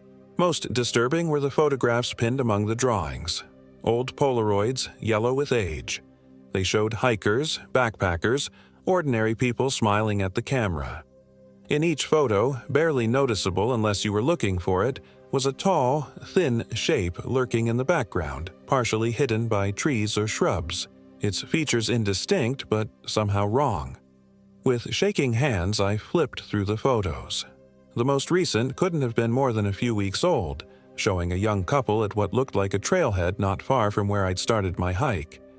I remembered seeing their names on the trail register, Emma and Tyler Morgan. They'd signed in, but according to the ranger station's records, never signed out. I backed away from the wall, my back hitting something solid. I turned to find myself facing a mirror I hadn't noticed before, cloudy with age and grime. For a split second, my reflection wasn't my own. The face looking back at me was gaunt, eyes sunken and dark, lips stretched in an unnatural smile. I blinked, and it was just me again, pale and terrified. That's when I noticed the smell, subtle at first, but growing stronger, the sickly sweet odor of decay coming from below. My eyes fell on a trap door in the floor, half hidden under an old rug. Every instinct screamed at me to run, but a horrible curiosity kept me rooted to the spot. Using the tip of my knife, I pulled back the rug and lifted the trap door. The stench that rose made me gag. My flashlight revealed a small cellar, the dirt floor covered with what I first thought were bundles of old clothes. It took my mind a moment to process what I was actually seeing. Bodies in various states of decomposition, at least half a dozen, their limbs contorted into impossible positions, faces frozen in expressions of terror. I slammed the trapdoor shut and staggered outside, vomiting until there was nothing left. When I could breathe again, I looked up to see the sun was already beginning to set. I had to get away from this place before dark. I oriented myself using the setting sun and started walking west, moving as quickly as the rough terrain would allow. The forest grew darker around me, shadows stretching between the trees. More than once, I caught glimpses of movement from the corner of my eye, a tall, thin shape flitting between distant trunks. Each time I turned to look directly, nothing was there. Night fell, and with it came the fog, thick and disorienting. My flashlight beam couldn't penetrate more than a few feet ahead. I stumbled forward, using trees for guidance, desperate to put distance between myself and the cabin. The singing started again, echoing through the fog. This time, it seemed to come from multiple directions, as if I was surrounded. Different voices, all singing the same lullaby, their timing slightly off from one another, creating a discordant, nightmarish chorus. "Mama's gonna buy you a mockingbird." I covered my ears and kept moving, choosing directions at random now, all thoughts of navigation abandoned in favor of simply getting away from those voices. The ground began to slope upward, the going becoming tougher as I ascended what felt like a steep hill or mountainside. The singing grew louder, closer. I looked back and saw them, tall, emaciated figures moving through the fog, their movements jerky and unnatural. There were at least 5 that I could see, spread out in a loose semicircle behind me, herding me upward. I ran, scrambling up the increasingly rocky slope, my hands bloody from catching myself on sharp stones. The fog thinned as I climbed higher, the full moon breaking through to illuminate my surroundings. I was on a barren ridge, trees falling away on either side. Ahead, the ridge narrowed to a rocky spine leading to what looked like a cave entrance in the face of a sheer cliff. Behind me, the figures emerged from the fog one by one. In the moonlight, I could finally see them clearly. They had once been human, that much was obvious from their general shape, but whatever they were now was something else entirely. Their limbs were too long, joints bending in impossible directions. Their skin was pale to the point of translucence, stretched tight over protruding bones. But it was their faces that made me cry out in terror, featureless except for wide black eyes and mouths that split their faces nearly ear to ear, filled with needle-like teeth. The one in the lead stepped forward. It was the woman whose voice I'd been hearing. I knew this instinctively, though there was nothing womanly about the creature before me. When it spoke, the voice was still beautiful, a chilling contrast to its horrific appearance. "Jason Adams," it said, my name rolling off its tongue like it was savoring a delicacy. "We've been waiting for you." "What are you?" I managed to ask, my voice barely a whisper. "We are the Whispers," it said, taking another step forward. "The forgotten ones, the hungry ones." Its head tilted at an impossible angle. "The forest gives us what we need." I backed away, moving closer to the cave entrance. "Why me?" The creature's mouth stretched into what might have been a smile. "We smelled your loneliness, Jason, your isolation. No one would miss you right away. By the time they looked, there would be nothing to find." As it spoke, the others began to spread out, moving to cut off any escape route except for the cave behind me. I realized with horror that they had been herding me here all along. "What do you want?" I asked, though I feared I already knew the answer. "To feed," the creature said simply.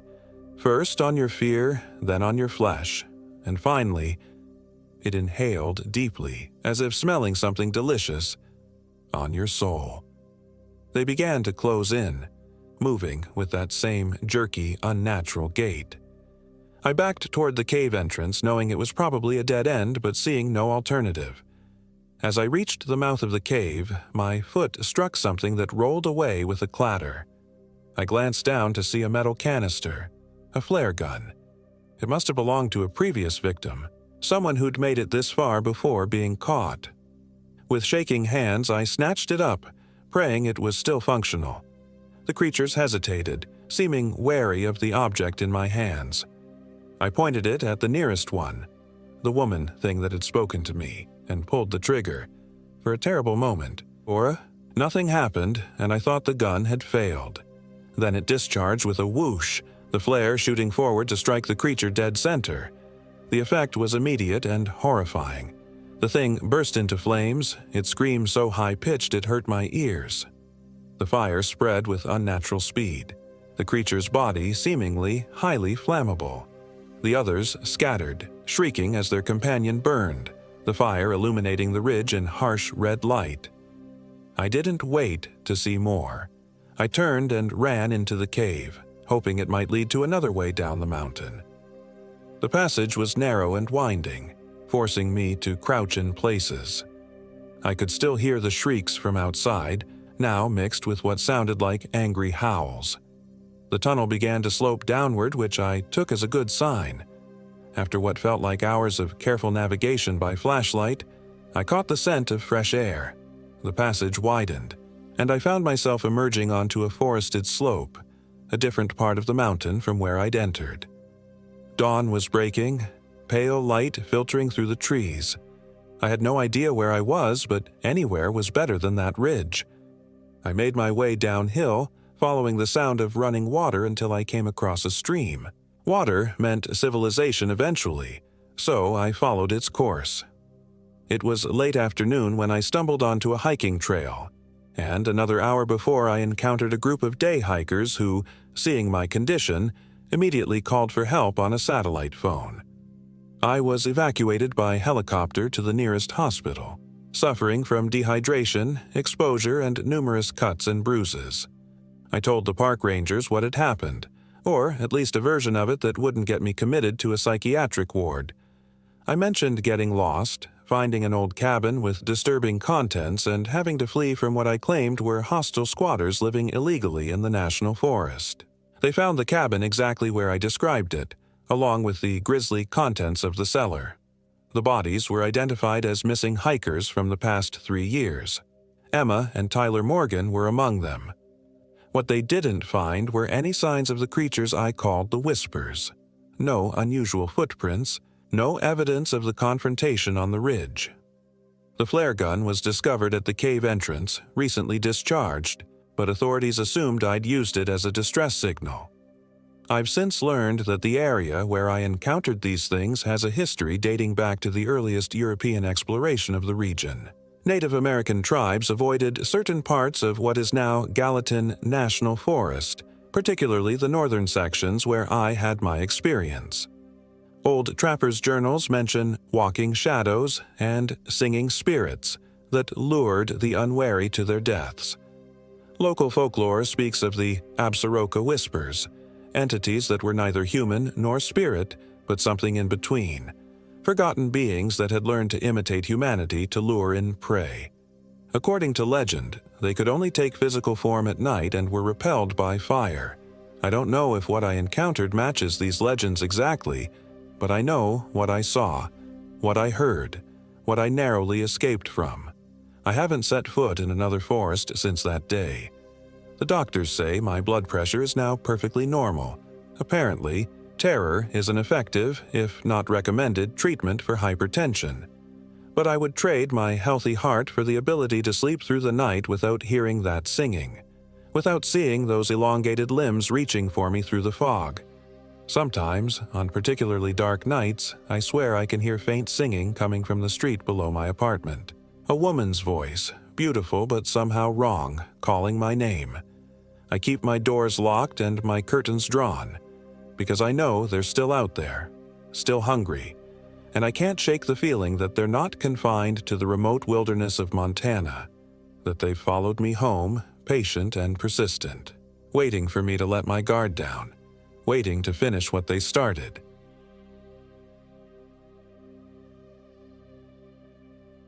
My name is James Anderson, and I am 34 years old. This happened in the remote wilderness of the Absaroka Range in Montana, just east of Yellowstone National Park. What began as a much-needed solitary retreat to reconnect with nature ended with me questioning everything I thought I knew about reality and whether true evil exists in this world. I'd always been drawn to solitude.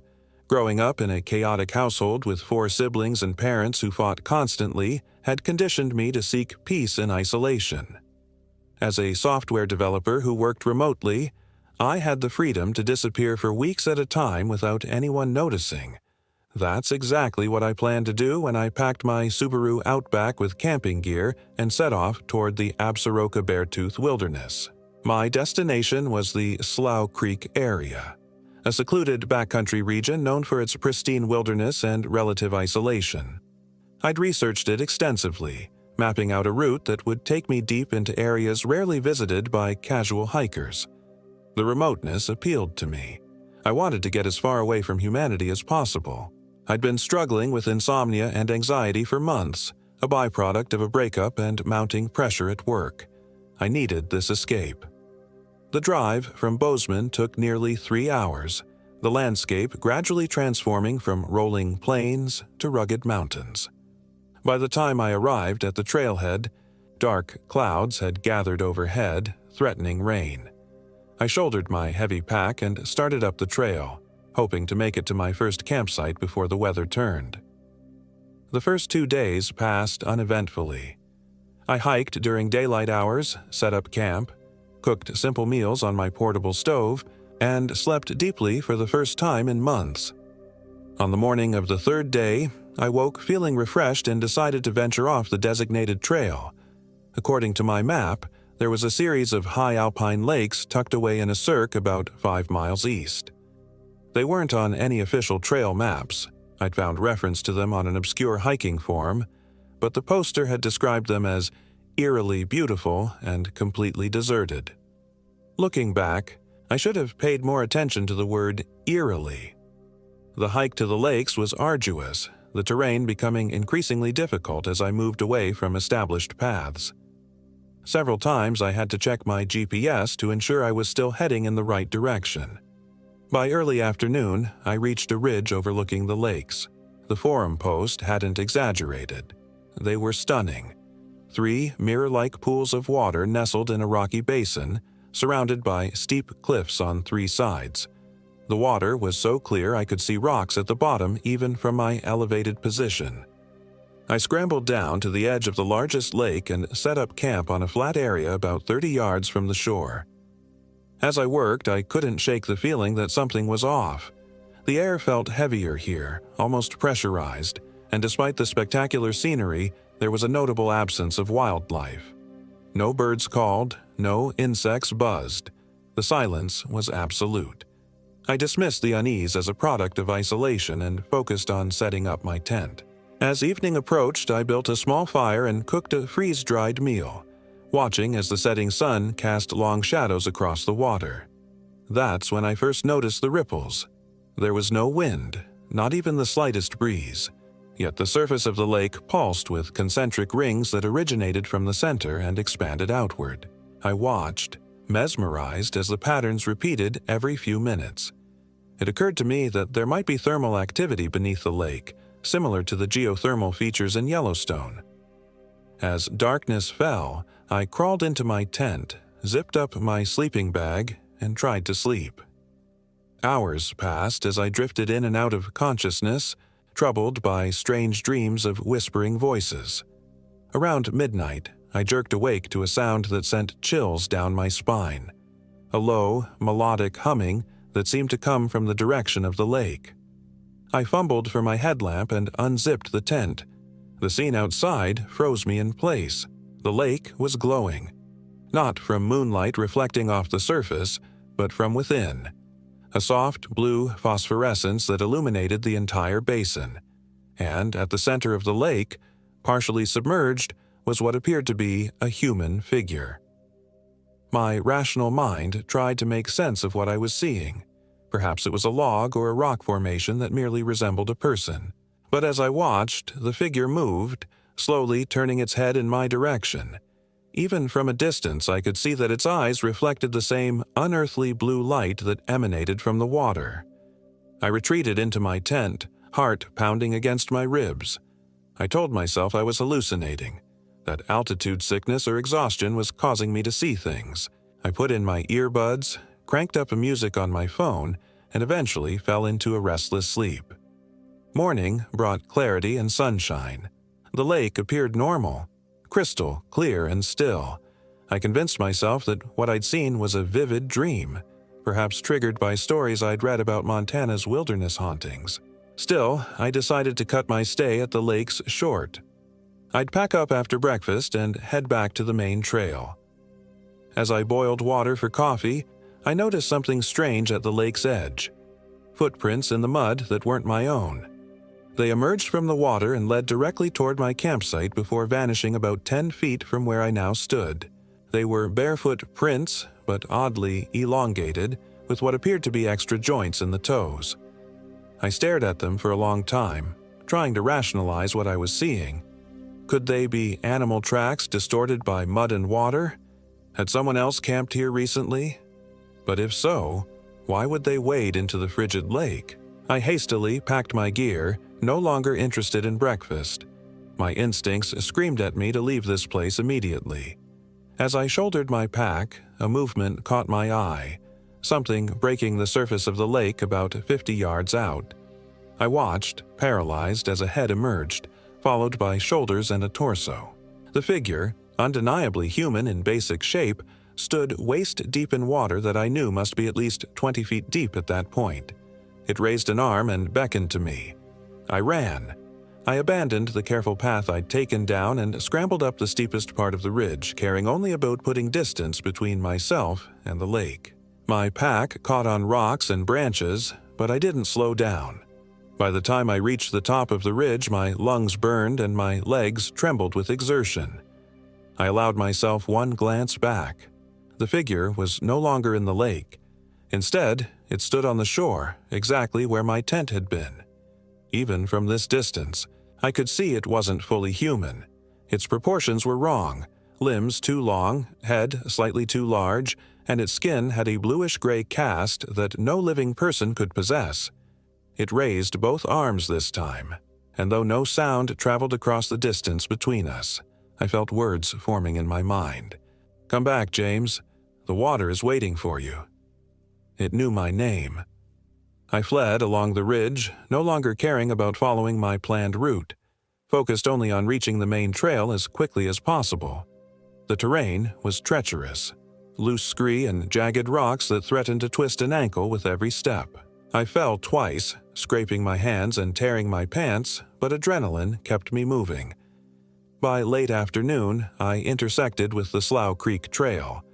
The sight of a clear, established path and the boot prints of other hikers restored some sense of safety. I hiked until dusk, covering several miles before setting up camp in a designated backcountry site where another group of hikers was already settled. I nodded to them as I erected my tent, grateful for their presence but unwilling to share my experience. Who would believe me? I barely believed myself. That night, surrounded by the normal sounds of people talking quietly and gear being shuffled, I managed to sleep without dreams. The next morning, I woke to the smell of coffee and the low murmur of conversation. The other campers, a group of 3 friends from Chicago, invited me to join them for breakfast. Under normal circumstances, I would have declined, preferring solitude, but after what I'd experienced, human company felt essential. Their names were Mike, Lisa, and Derek, all in their mid-30s like me, all experienced hikers who came to Montana annually. As we ate, they asked about my plans. "Heading back to the trailhead today," I said, trying to sound casual. "Thought I'd see more of the park before heading home." "You're cutting your trip short?" Lisa asked. "I thought most people do at least a week out here." I shrugged, just not feeling it anymore. Mike studied me over the rim of his mug. "You look like you've seen a ghost, man. Everything okay?" Something in his tone, genuine concern rather than mockery, almost made me tell them. But I held back.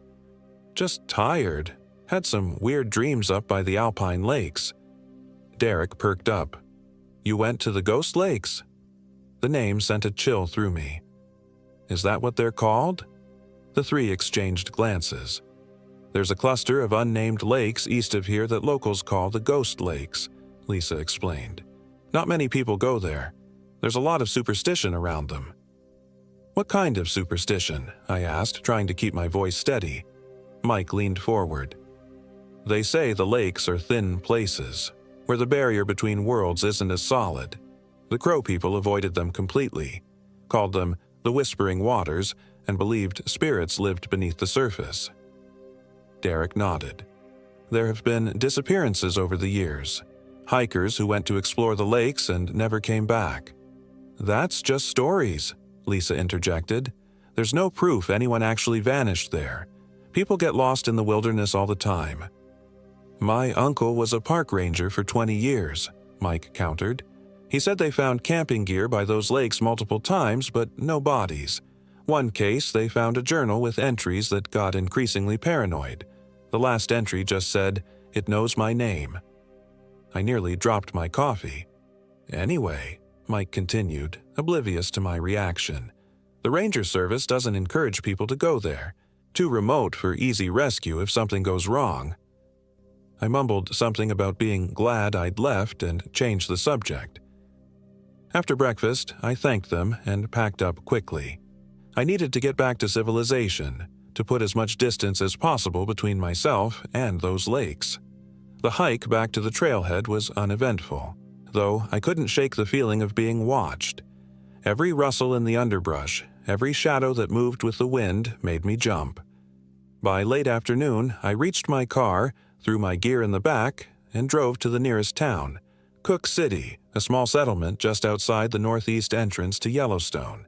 I checked into the first motel I found, a dated place with wood paneling and floral bedspreads that had seen better decades. After a long, hot shower, I collapsed on the bed, physically and emotionally drained. Sleep came quickly, but with it returned the dreams. I was back at the lake, but this time I was in the water. Cold seeped into my bones as I tried to swim toward shore, but my limbs moved as if through molasses. Below me, hands reached up from the depths, pale fingers grasping at my ankles. A voice, the same one I'd heard at the lake, whispered my name over and over. As I struggled, the water around me began to glow with that eerie blue light. The hands pulled harder, dragging me down toward a city of strange architecture that sprawled across the lake bottom, its buildings constructed of an organic material that pulsed like living tissue. I woke, gasping for air, sheets twisted around my legs. The bedside clock read 3:17 a.m. I fumbled for the lamp switch, desperate to banish the darkness. As light flooded the room, I saw it, a wet footprint on the faded carpet beside my bed. As I watched, another appeared beside it, then another, forming a trail that led from the bathroom toward me. I scrambled off the bed, pressing my back against the wall. There was nothing there, no visible entity making the prints, yet they continued to form, one after another, drawing closer. I lunged for the door, yanked it open, and ran into the parking lot in my boxers and t-shirt. The night manager found me there, huddled against my car, shivering in the pre-dawn chill. He brought me inside to the small lobby, made me coffee, and listened with obvious skepticism as I described the footprints. When we returned to my room, the carpet was dry. No evidence remained of what I'd seen. "Old buildings play tricks on the mind," the manager said, not unkindly, "especially after you've been alone in the wilderness for days. Get some rest, son." I checked out at first light and drove to Bozeman, where I found a room in a modern chain hotel with bright lighting and no character. I spent the day researching the ghost lakes on my laptop. There wasn't much information available, a few obscure forum posts, similar to the one that had led me there, and a brief mention in a book about Crow mythology. One article in the Billings Gazette from 1978 referenced the disappearance of a geology student who had gone to study the unusual mineral composition of the lakes. His equipment was found, but he never was. That evening, I called my sister in Seattle, needing to hear a familiar voice. I didn't mention the lakes or what I'd experienced, just made small talk about her kids and my job. After hanging up, I ordered takeout, double-checked that my hotel room door was locked, and turned on the TV for background noise. I must have dozed off because I woke suddenly to the sound of dripping water. The television had gone to static, casting flickering blue-white light across the room. And there, silhouetted against the screen, was a figure. Its proportions were wrong in the same way as the entity from the lake. Limbs too long, joints bending at unnatural angles. water pooled on the carpet beneath it. I couldn't move, couldn't breathe. The figure took a step toward me, then another. As it drew closer, features began to resolve. Not a face, but a suggestion of one, like clay that had been roughly molded into human form. Its eyes were black voids that reflected no light. "James," it said, its voice a wet, gurgling sound. "You heard us calling. Why did you leave?" I found my voice, sound, though it emerged as barely a whisper. "What are you?" The thing cocked its head at an impossible angle. "We are the dwellers, the first ones. We were here before your kind crawled from the mud. What do you want from me?" "A vessel," it replied. "Our home grows small and cold. We need to spread, to find new waters. Your body is mostly water, James. Did you know that? 70%. Almost one of us already." It extended an arm that stretched across the room like putty, elongating well beyond human capability. Cold, wet fingers brushed my cheek. I screamed then, a primal sound of pure terror that tore from my throat. I scrambled backward across the bed, fell to the floor on the other side and lunged for the door. The handle wouldn't turn. Locked, though I hadn't engaged the deadbolt. The creature moved with liquid grace, flowing rather than walking around the bed. "You cannot escape us, James. We tasted your fear at the lake. We breathed your breath while you slept. Part of us is already inside you." As if to emphasize its point, I felt a sudden rush of cold spread through my chest, as though ice water had been injected directly into my veins. I looked down in horror to see my skin rippling, the flesh beneath moving of its own accord. "No!" I slammed my fist against my chest, the pain momentarily clearing my head. I turned to the window, yanked back the curtain, and with no other option, smashed my elbow against the glass. It cracked, but didn't break. I hit it again, harder, and was rewarded with the sound of shattering glass. Cool night air rushed in. I climbed through the window, heedless of the glass shards that cut into my hands and knees. The fall to the ground was only one story, but I landed awkwardly, pain shooting through my ankle. Still, I forced myself up and limped across the parking lot toward the hotel's main entrance. Inside, the night clerk looked up in alarm as I burst through the doors, bleeding and wild-eyed. "Sir, are you okay? Should I call an ambulance?" I glanced back, half expecting to see the creature following me, but there was nothing. "My room!" I gasped. "There's someone in my room." The clerk called security, who investigated while I waited in the lobby, wrapped in a blanket someone had provided. They reported finding nothing except a broken window. The manager was called, police statements were taken, and I was moved to another room. The official conclusion: I had experienced a vivid nightmare and, in my confused state, had broken the window myself. Maybe they were right. Maybe it had been a nightmare. But as I sat in the new room, bandages on my cuts and an ice pack on my ankle, I couldn't dismiss what I'd seen and heard. The creature had said part of it was inside me. I rolled up my sleeve and examined my arm, half expecting to see movement beneath the skin. Nothing looked unusual, but I couldn't shake the sensation of coldness spreading slowly through my body. I didn't sleep that night. At dawn, I checked out, ignoring the concerned looks from the staff, and drove to the nearest urgent care facility. The doctor who examined me found nothing physically wrong besides the cuts and sprained ankle. My vitals were normal.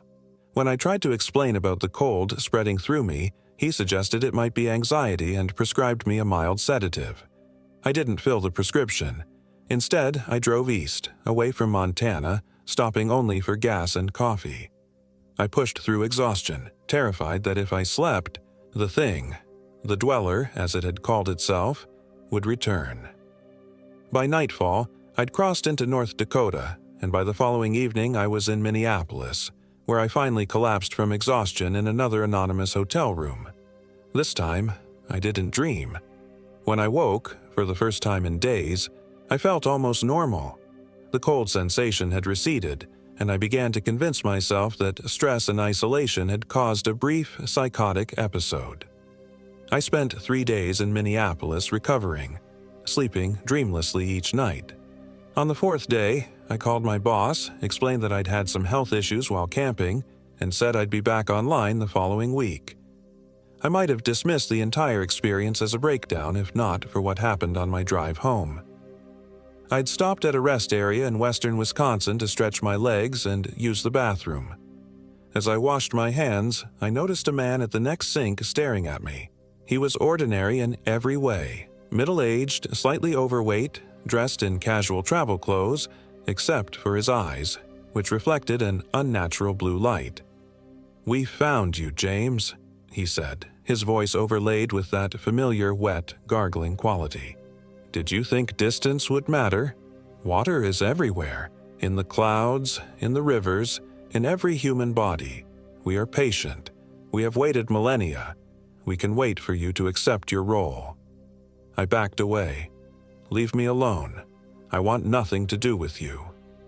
The man, or the thing using him, smiled, revealing teeth that seemed too numerous and sharply pointed.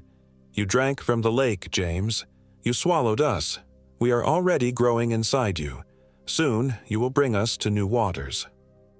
Other travelers entered the restroom, and the man's demeanor instantly changed.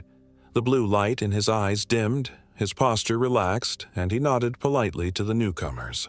As he passed me on his way out, he whispered, "We'll be waiting when you reach water again."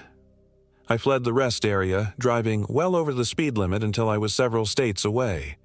I abandoned my original plan to return to my apartment in Chicago, too close to Lake Michigan, and instead headed south, eventually finding a small extended-stay hotel in central Tennessee, far from any major bodies of water. That was 3 weeks ago. I've been careful to limit my contact with water, taking only the briefest showers, drinking bottled water sparingly, avoiding rain. I've researched the Ghost Lakes extensively, finding scattered references to similar encounters dating back to the early 1900s. Most people describe the same phenomena: glowing water, figures emerging from the depths, dreams of underwater cities, and the gradual sensation of something foreign taking root inside them. Some of the accounts end abruptly. Others describe a growing compulsion to return to large bodies of water. A few mention finding relief through certain rituals or by consuming specific herbs, though details are frustratingly vague. The cold feeling inside me comes and goes. Some days I can almost forget what happened, but then I'll catch a glimpse of movement beneath my skin, or wake to find my sheets damp though I haven't sweated. Twice now, I found myself sleepwalking toward the hotel swimming pool, waking only when my feet touched the water. Last night, I woke to find my bathtub filled to the brim, though I have no memory of turning on the faucet. The water glowed with that familiar blue phosphorescence. As I watched, transfixed, the surface rippled, and words formed in my mind. "Soon, James. Very soon." I've started this account as a warning to others. Stay away from the Ghost Lakes in the Absaroka Range. If you've already been there and experienced anything similar to what I've described, know that you're not alone and not insane. I don't know how much longer I can resist the pull. The coldness has spread to my extremities, and this morning I found webbing beginning to form between my fingers. My vision has changed too. Colors appear muted except for blues, which glow with preternatural brilliance.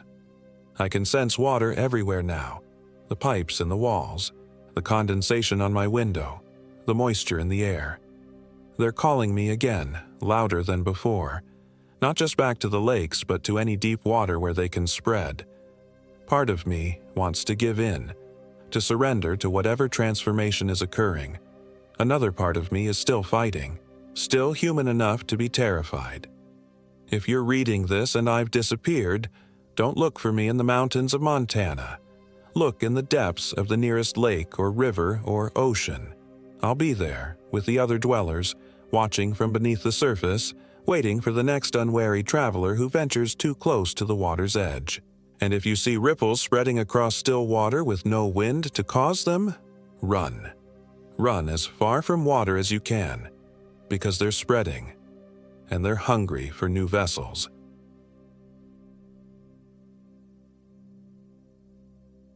My name is Elizabeth Jones, and I am 32 years old. This happened in Montana's Bitterroot Mountains last October, during what was supposed to be a rejuvenating solo hiking trip after my divorce. I never imagined that seeking solitude could lead me into the darkest corners of both the wilderness and my own mind. The drive from Missoula to the trailhead near Blodgett Canyon took just under 2 hours. As I pulled into the small gravel parking area, the late afternoon sun cast long shadows across the pines. 3 other cars sat in the lot, a relief that I wouldn't be completely alone in these mountains, but few enough that I'd have the solitude I craved.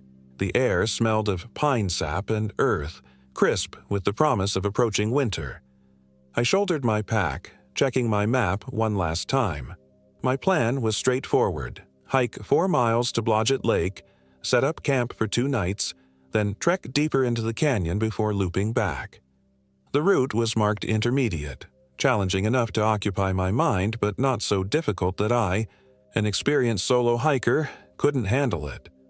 As I locked my car, a park ranger's truck pulled up beside me. The ranger, a weathered man in his 50s with deep lines etched around kind eyes, rolled down his window. "Heading up to the lake?" he asked, his voice carrying a gentle Montana drawl. "That's right," I replied, adjusting my pack straps. He nodded slowly. "Trail's clear most of the way, but we had some weather last week. Might be some deadfall past mile 3. He paused, his eyes scanning my gear. "You hiking alone?" I'd grown accustomed to this question. "Yes, just me. I've done plenty of solo trips." I patted the bear spray clipped to my belt. Something in his expression shifted. "Well, stay on the marked trail. There've been some unusual reports from hikers in that area recently." "Unusual how?" The ranger's eyes drifted toward the trailhead. "Probably nothing. Some folks saying they heard strange noises at night. Probably just coyotes. But worth mentioning." He tipped his hat. "Name's Frank Matheson if you need anything. I'll be patrolling this area tomorrow." I thanked him and set off on the trail, his warning sitting uncomfortably at the back of my mind. The first mile was pleasant enough, the trail winding through fragrant pine forest, occasionally opening to reveal breathtaking views of the Bitterroot Valley below. My divorce papers had finalized just 3 weeks prior, ending a 10-year marriage to a man who had gradually become a stranger. This trip was supposed to be my reclamation of self, a way to remember who Elizabeth Jones was when not defined by being Mrs. Someone else. The second mile brought steeper terrain, my breathing growing labored as the trail climbed. The forest grew denser, older. Massive ponderosa pines and Douglas firs stood like ancient sentinels, their upper branches swaying in a wind I couldn't feel on the ground. The quiet was absolute. No birdsong, no rustle of small animals in the underbrush. Just my footfalls and breathing. It was during the 3rd mile that I first noticed something off. The trail had become less distinct, with fallen branches and rocks making progress slower. The sun had dipped behind the mountain ridge, casting the forest into premature twilight. I checked my GPS app, confirming I was still en route, though the signal flickered worryingly. That's when I heard it, a sound like a distant voice calling. I stopped, straining to listen. Nothing but wind through pine needles. I continued, attributing it to imagination and fatigue. 20 minutes later, I heard it again. A voice, seemingly female, calling out words I couldn't quite distinguish. I called back. "Hello? Is someone there?" My voice sounded thin, swallowed by the dense forest. No response came. By the time I reached mile 4, dusk had fallen in earnest and I still hadn't reached the lake. My GPS showed I should have arrived already, yet the trail continued winding through increasingly unfamiliar terrain. I checked my paper map, trying to reconcile the discrepancy. According to the contour lines, I should have begun descending toward the lake basin, yet the trail continued to climb, Unease prickled along my spine as I realized I must have missed a turn somewhere. The sensible decision would be to backtrack to the last clear trail marker, but darkness was settling fast, and the thought of navigating backward in the dark seemed worse than pushing forward until I found a suitable camping spot. Half a mile later, I came upon a small clearing that would serve for the night. My tent went up quickly, muscle memory taking over despite my growing anxiety. I gathered firewood, relieved when the flames caught easily, pushing back the darkness that had become oppressive rather than comforting. As I heated water for my freeze-dried dinner, that voice came again, clearer this time. "Help! Please, help!" A woman's voice, sounding distressed but not panicked, coming from somewhere deeper in the forest. I stood, shining my headlamp into the trees. "Hello? Do you need help?" I called out, my voice steady despite my racing heart. Silence. Then, "Please, I'm lost." The voice sounded closer now, though I couldn't pinpoint its direction. Despite every horror movie warning never to investigate strange voices in the woods, I couldn't ignore someone potentially in danger. I grabbed my headlamp, bear spray, and emergency whistle, leaving my camp intact but taking precautions. "Keep calling so I can find you," I shouted, moving in what seemed the most likely direction.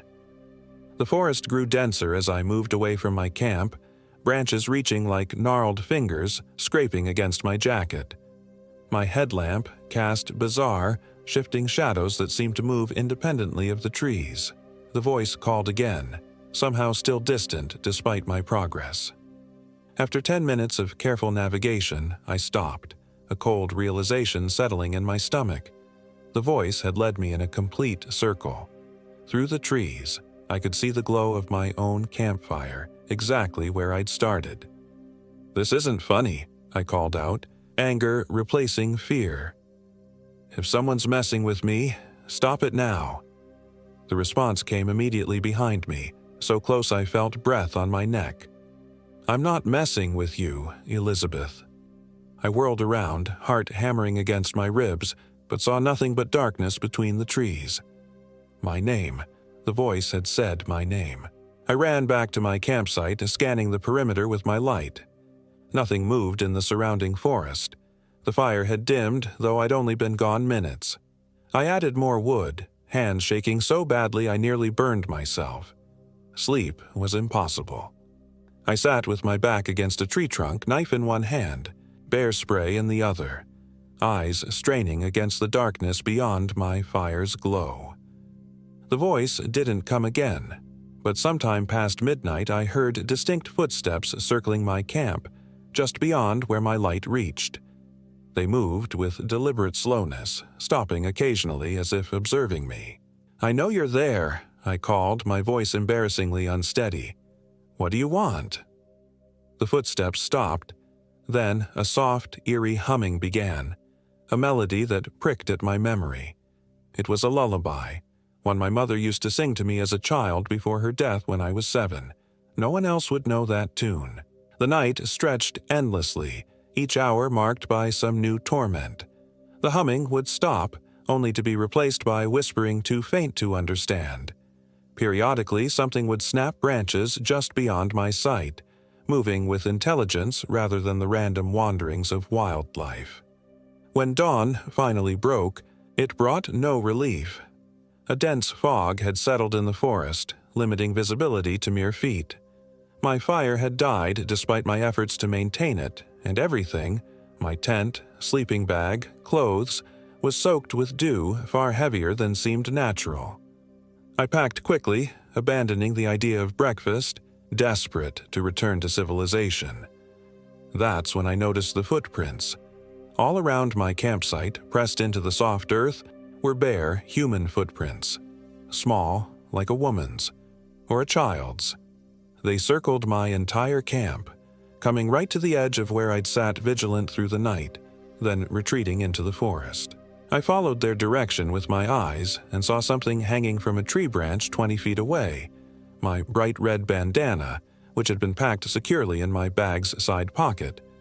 As I approached it, I noticed something dark smeared across the fabric. Blood. Not fresh, but not old either.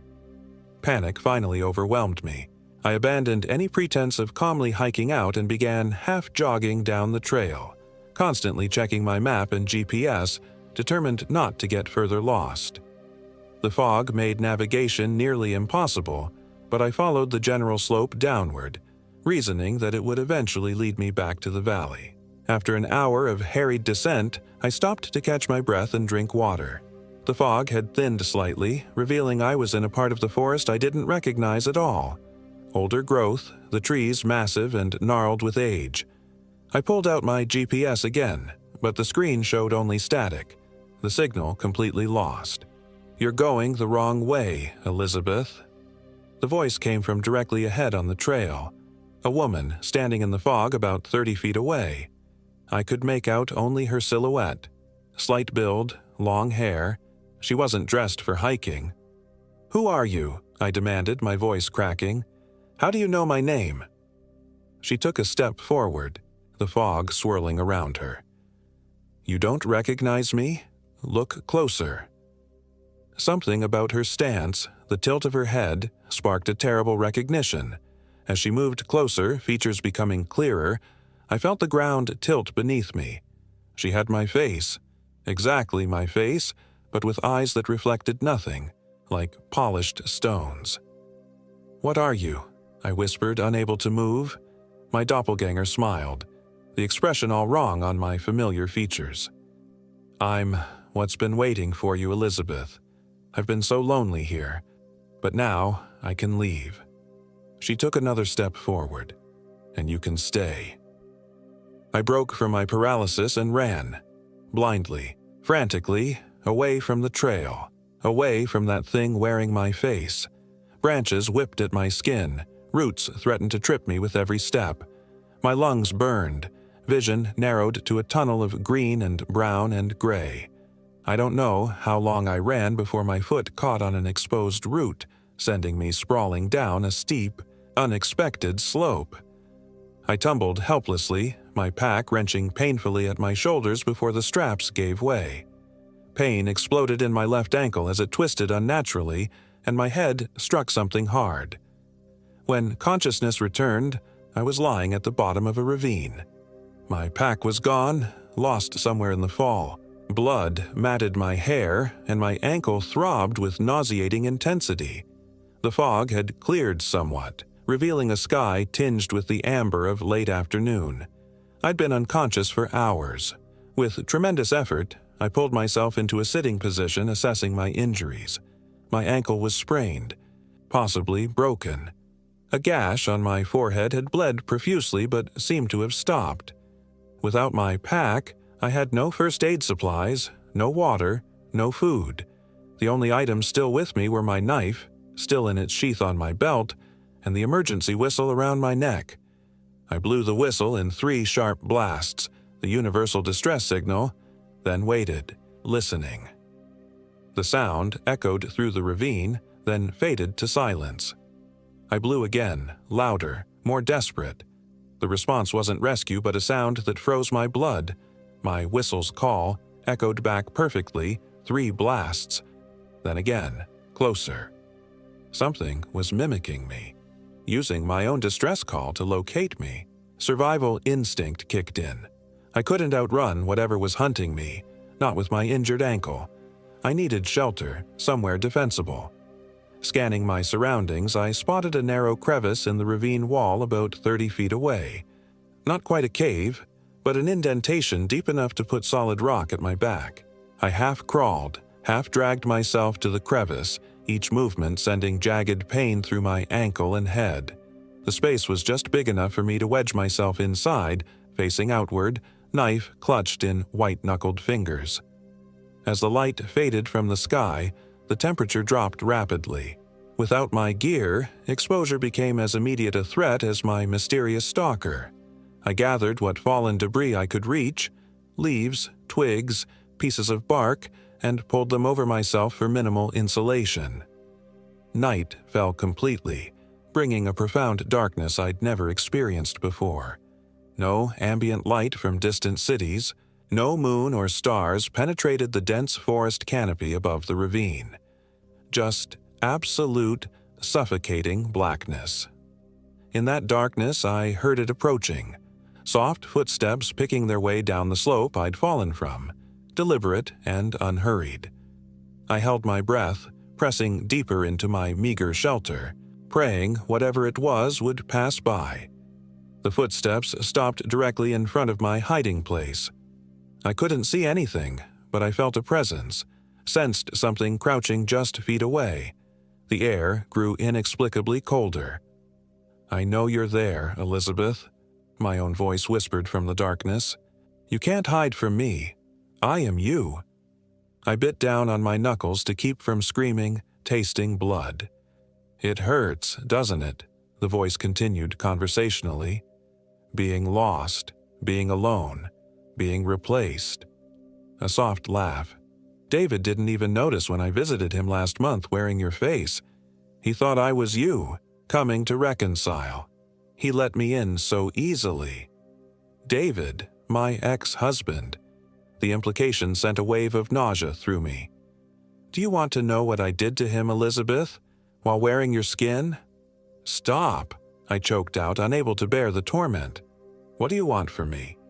A long silence followed, so complete I wondered if the entity had left. Then something cold touched my cheek, a finger tracing down to my chin. I slashed blindly with my knife, connecting with nothing. "I want what you have," the thing whispered, now somehow behind me, inside my shelter, lips brushing my ear. "I want your life, your memories, your future. And in exchange, you get to stay here, with us. Forever." "Us?" I breathed, as if in response the darkness around me filled with whispers, dozens of voices overlapping, men and women and children, some pleading, some threatening, some simply repeating names like a litany. The voices of those who had come before, who had encountered this entity and lost. Rage surged through me, cutting through the fear. This thing had stalked me, terrorized me, possibly hurt David. I wouldn't become another whisper in the dark. With a sudden movement, I swung my knife backward, aiming where I sensed the creature's presence. The blade met resistance, then sank into something solid. A shriek filled the ravine. Not human, not animal, but something ancient and furious. The cold presence vanished, the whispers receding. I didn't waste the opportunity, forcing myself out of the crevice and beginning the excruciating process of climbing the ravine slope, using tree roots and rocks as handholds. My ankles screamed in protest, my body trembling with exhaustion and cold, but terror drove me upward. I reached the top as the first hint of dawn lightened the eastern sky. The forest looked different in the gray pre-dawn light. Normal, almost welcoming. I oriented myself using the rising sun, determining that downhill must eventually lead to the valley and civilization. Hours passed in a fog of pain and determined movement. I fashioned a crude walking stick from a fallen branch, leaning heavily on it with each step. I found a stream and drank desperately, then followed its course downward, reasoning that water always flows toward larger bodies of water, toward people. It was mid-afternoon when I heard the blessed sound of human voices, actual human voices, calling my name. Ranger Frank had organized a search party when I failed to return to my vehicle. They found me collapsed beside the stream, delirious with pain and exhaustion, still clutching my knife in a death grip.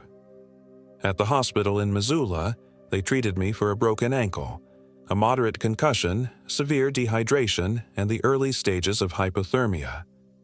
The doctors attributed my hallucinations to the concussion and exposure. Ranger Frank was more open-minded, admitting that Blodgett Canyon had a history of hikers reporting strange experiences, though none as extreme as mine.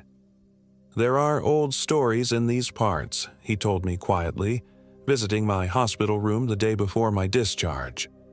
The Salish people called part of those mountains the place of hollow echoes, said it was where spirits who envied the living would try to steal their souls by mimicking them.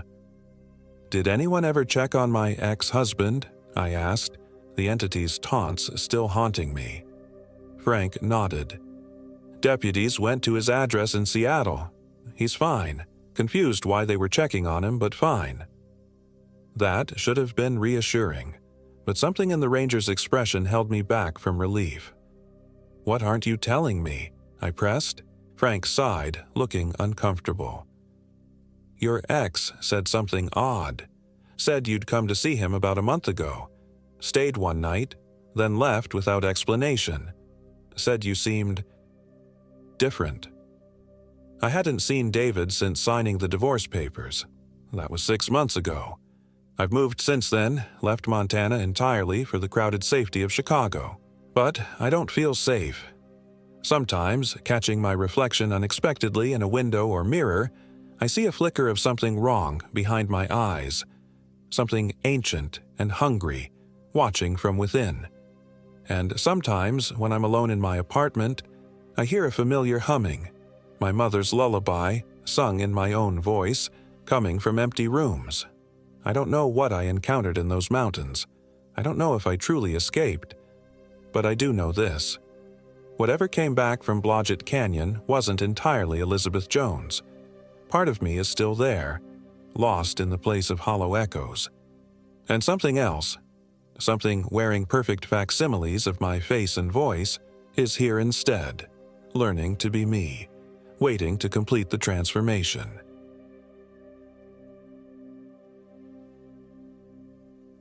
My name is Robert Johnson, and I am 34 years old. This happened in the summer of 2023, during what was supposed to be a much-needed wilderness retreat in the Blackfoot River Valley of Montana. After my divorce finalized in March, my therapist suggested I needed to reconnect with myself, find some peace in nature. I'd always been an outdoorsy type before my marriage fell apart, so when my old college buddy Mike Tanner suggested we take a week-long hiking trip in Montana's Bob Marshall Wilderness Complex, it seemed like perfect timing. Mike brought along his German Shepherd, Rex, a well-trained 3-year-old who'd been on countless hikes before. The Bob Marshall Wilderness is over 1 million acres of pristine forests, rugged mountains, and some of the most remote terrain in the lower 48. We planned to follow the South Fork of the Flathead River, starting near Ovando and making our way up into the mountains. The area is famous for its wildlife: grizzlies, wolves, mountain lions, but we were experienced enough to know the proper precautions. This is exactly what you need, Mike said as we loaded our gear into his pickup. Fresh air, no cell service, and enough physical exhaustion to keep you from thinking about Jessica. He wasn't wrong. By the time we reached the trailhead parking area near Moncher Creek, I was already feeling lighter. The summer air smelled of pine, and the distant mountains stood silhouetted against the clear blue sky like sentinels. We shouldered our packs, checked our trail map one last time, and with Rex leading the way, headed into the wilderness. The first 2 days were exactly what I needed. We hiked through dense forests of ponderosa pine and Douglas fir, occasionally breaking out into stunning meadows bursting with wildflowers. We fished in crystal-clear streams and ate fresh trout cooked over a campfire.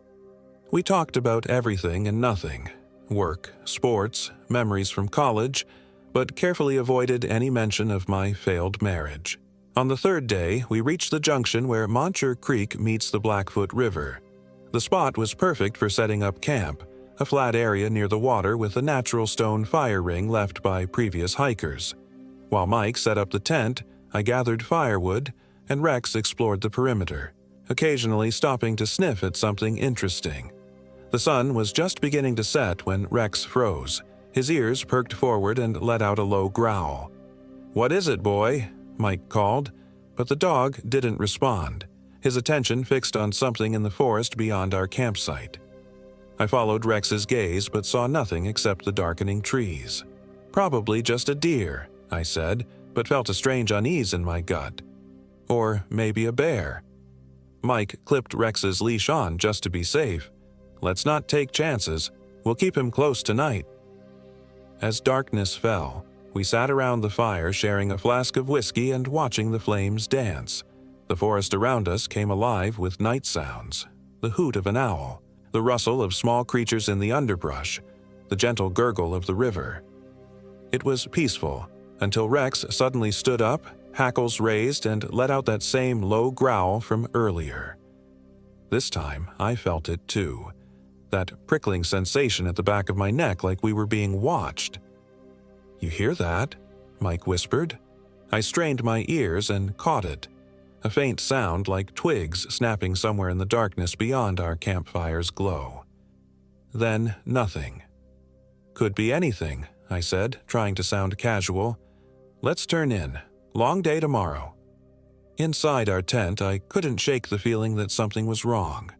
Rex lay between us, unusually alert, his body tense. I finally drifted off to sleep, listening to the river's constant flow. I woke suddenly, disoriented in the pitch-black tent. My watch read 3:17 a.m. Something had woken me, but I couldn't identify what. Then I heard it, a voice, distant but clear, calling for help. "Hello? Anybody there? Help me." I sat up, nudging Mike awake. "You hear that?" He groaned and rolled over. "Hear what?" "Someone's out there. They're calling for help." The voice came again, more desperate this time. "Please, is anyone there? I'm hurt." Mike was fully awake now, reaching for his headlamp.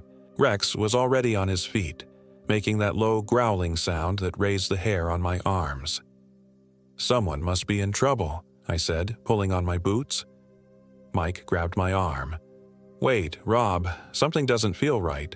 Why would anyone be out this far, alone, in the middle of the night?" The voice called again, seeming closer this time. "Please, help! I'm by the river." "We can't just ignore it," I insisted. Mike reluctantly nodded but grabbed his hunting knife and clipped it to his belt. "Let's be careful. I'll bring Rex." We stepped out of the tent into the moonless night, our headlamps cutting weak cones of light through the darkness. The air felt different, heavier somehow, with an unfamiliar scent that reminded me of wet soil and something metallic, like old pennies. "Hello?" I called out. "Where are you?" "By the river," the voice responded. "I fell. I think my leg is broken." We moved cautiously toward the riverbank, Rex straining against his leash, his growl continuous now. The beam of my headlamp swept across the rocky shore and caught something, a dark shape huddled near the water's edge. "There," I pointed. "Yes, I see them." As we approached, the shape seemed to shift and change, as if it couldn't decide on its form. For a moment, I thought I was seeing things, a trick of the light or shadows playing on water. Then my beam steadied, and I saw what looked like a person crouching by the water. "Are you okay?" I called, moving closer. The figure didn't respond but remained hunched over. Something about the way it was positioned made my stomach knot. "Hello?" I tried again, now about 20 feet away. The figure slowly turned, and I felt my blood turn to ice. What faced us was shaped like a person, but the proportions were all wrong. Limbs too long, joints bending in impossible ways. Its face was a blank shadow except for a mouth that seemed to open wider than any human mouth should. Rex exploded into fierce barking, lunging against his leash so hard that Mike stumbled forward. "What the f—" Mike started, but his words cut off as the thing by the river unfolded itself, rising to a height well over 7 feet. "Run!" I yelled, grabbing Mike's arm and pulling him back toward our campsite. We sprinted through the trees, branches whipping at our faces, roots threatening to trip us with every step. Rex ran ahead, still barking frantically. Behind us, I heard something crashing through the underbrush, something big and fast. We burst into our campsite and I frantically started grabbing essentials, my backpack, water bottle, knife. "Leave it," Mike shouted. "Just run, up the trail." I hesitated for only a second before realizing he was right. Whatever was coming through those trees was moving too quickly. We needed distance. We ran up the hiking trail, Rex leading the way, his barking echoing through the silent forest. After what felt like forever, we slowed, gasping for breath. What was that thing?" I panted. Mike shook his head, his face pale in the beam of my headlamp. "I don't know, man. I don't know." We continued moving, afraid to stop for too long. The trail climbed steadily upward, away from the river. Eventually, we reached a rocky outcropping that offered some shelter and a defensible position. We huddled there, backs against the stone, Rex between us, his ears constantly swiveling, listening. "We need to calm down and think," Mike whispered. "That couldn't have been real, right?" I wanted to agree with him, but the image of that elongated figure by the river was burned into my mind. Maybe it was a bear standing on its hind legs, the darkness playing tricks on us? Even as I said it, I knew it wasn't true.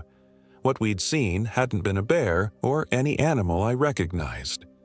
Dawn was still hours away. We sat in silence, jumping at every sound from the forest below us. Rex remained tense, occasionally growling at noises I couldn't hear. Just as the sky began to lighten with the first hint of dawn, Rex's head snapped up and he began barking frantically, facing back down the trail. In the gray pre-dawn light, I saw something moving among the trees. Something tall and thin, weaving between the trunks in a way that seemed almost liquid. It stopped, and even from this distance I felt its gaze lock onto us. "It's found us," I whispered. "We need to move," Mike said, his voice tight with fear. "There's an old fire lookout tower on Carlton Ridge. Should be about 5 miles further up the trail. We might find help there." We set off immediately, no longer trying to be quiet, just moving as fast as we could up the increasingly steep trail. Rex stayed close now, no longer pulling ahead, as if he too sensed the need to stay together. The sun finally rose, and in the daylight my fear began to feel irrational. What had we really seen? Maybe it had been another hiker playing a cruel joke. Maybe it had been nothing at all, just panic and shadows. "You think we imagined it?" I asked Mike as we paused to catch our breath on a switchback. He took a long drink from his water bottle, his expression troubled. "I don't know what I saw, but Rex doesn't react like that to nothing." As if on cue, Rex growled, his attention fixed back down the trail. We both turned to look, but the path behind us was empty. "Let's keep moving," Mike said quietly. By midday, we reached a stream crossing where the trail forded a tributary of the Blackfoot. We stopped to refill our water bottles and rest for a moment. "The lookout tower should be just a few miles ahead," Mike said, studying his map. "We can make it before sunset if we push." I nodded, too exhausted to speak. The lack of sleep and the constant fear had drained me. As I knelt by the stream to splash water on my face, I glimpsed something in the clear water that made me recoil, a reflection that wasn't mine. Just for an instant, I saw a gaunt, stretched face with hollowed eyes and that same impossibly wide mouth. I scrambled backward, nearly falling. "What? What is it?" Mike was instantly alert, knife in hand. Nothing," I stammered, staring at the water which now showed only my own frightened face. "Just thought I saw something." Mike didn't look convinced, but he didn't press. "Let's go. I don't want to be on this trail after dark." We pushed on, climbing steadily through spruce forest toward Carlton Ridge. The day grew hot, and our progress slowed. Rex, normally tireless on the trail, was panting heavily, constantly looking back the way we had come. It was late afternoon when we finally caught sight of the fire lookout, a wooden structure perched on stilts at the highest point of the ridge, offering a 360-degree view of the surrounding wilderness. Relief surged through me at the sight of this man-made structure. "Thank God," I breathed. "There might be a ranger up there." But as we approached, it became clear the tower was abandoned. The wooden steps leading up to the cabin creaked ominously under our weight, and the door hung slightly ajar. "Hello?" Mike called out, receiving only silence in response. The interior of the lookout was dusty and clearly hadn't been used in some time. Old maps covered one wall, and a simple cot sat in the corner. A logbook on the desk held no entries more recent than 2 years ago.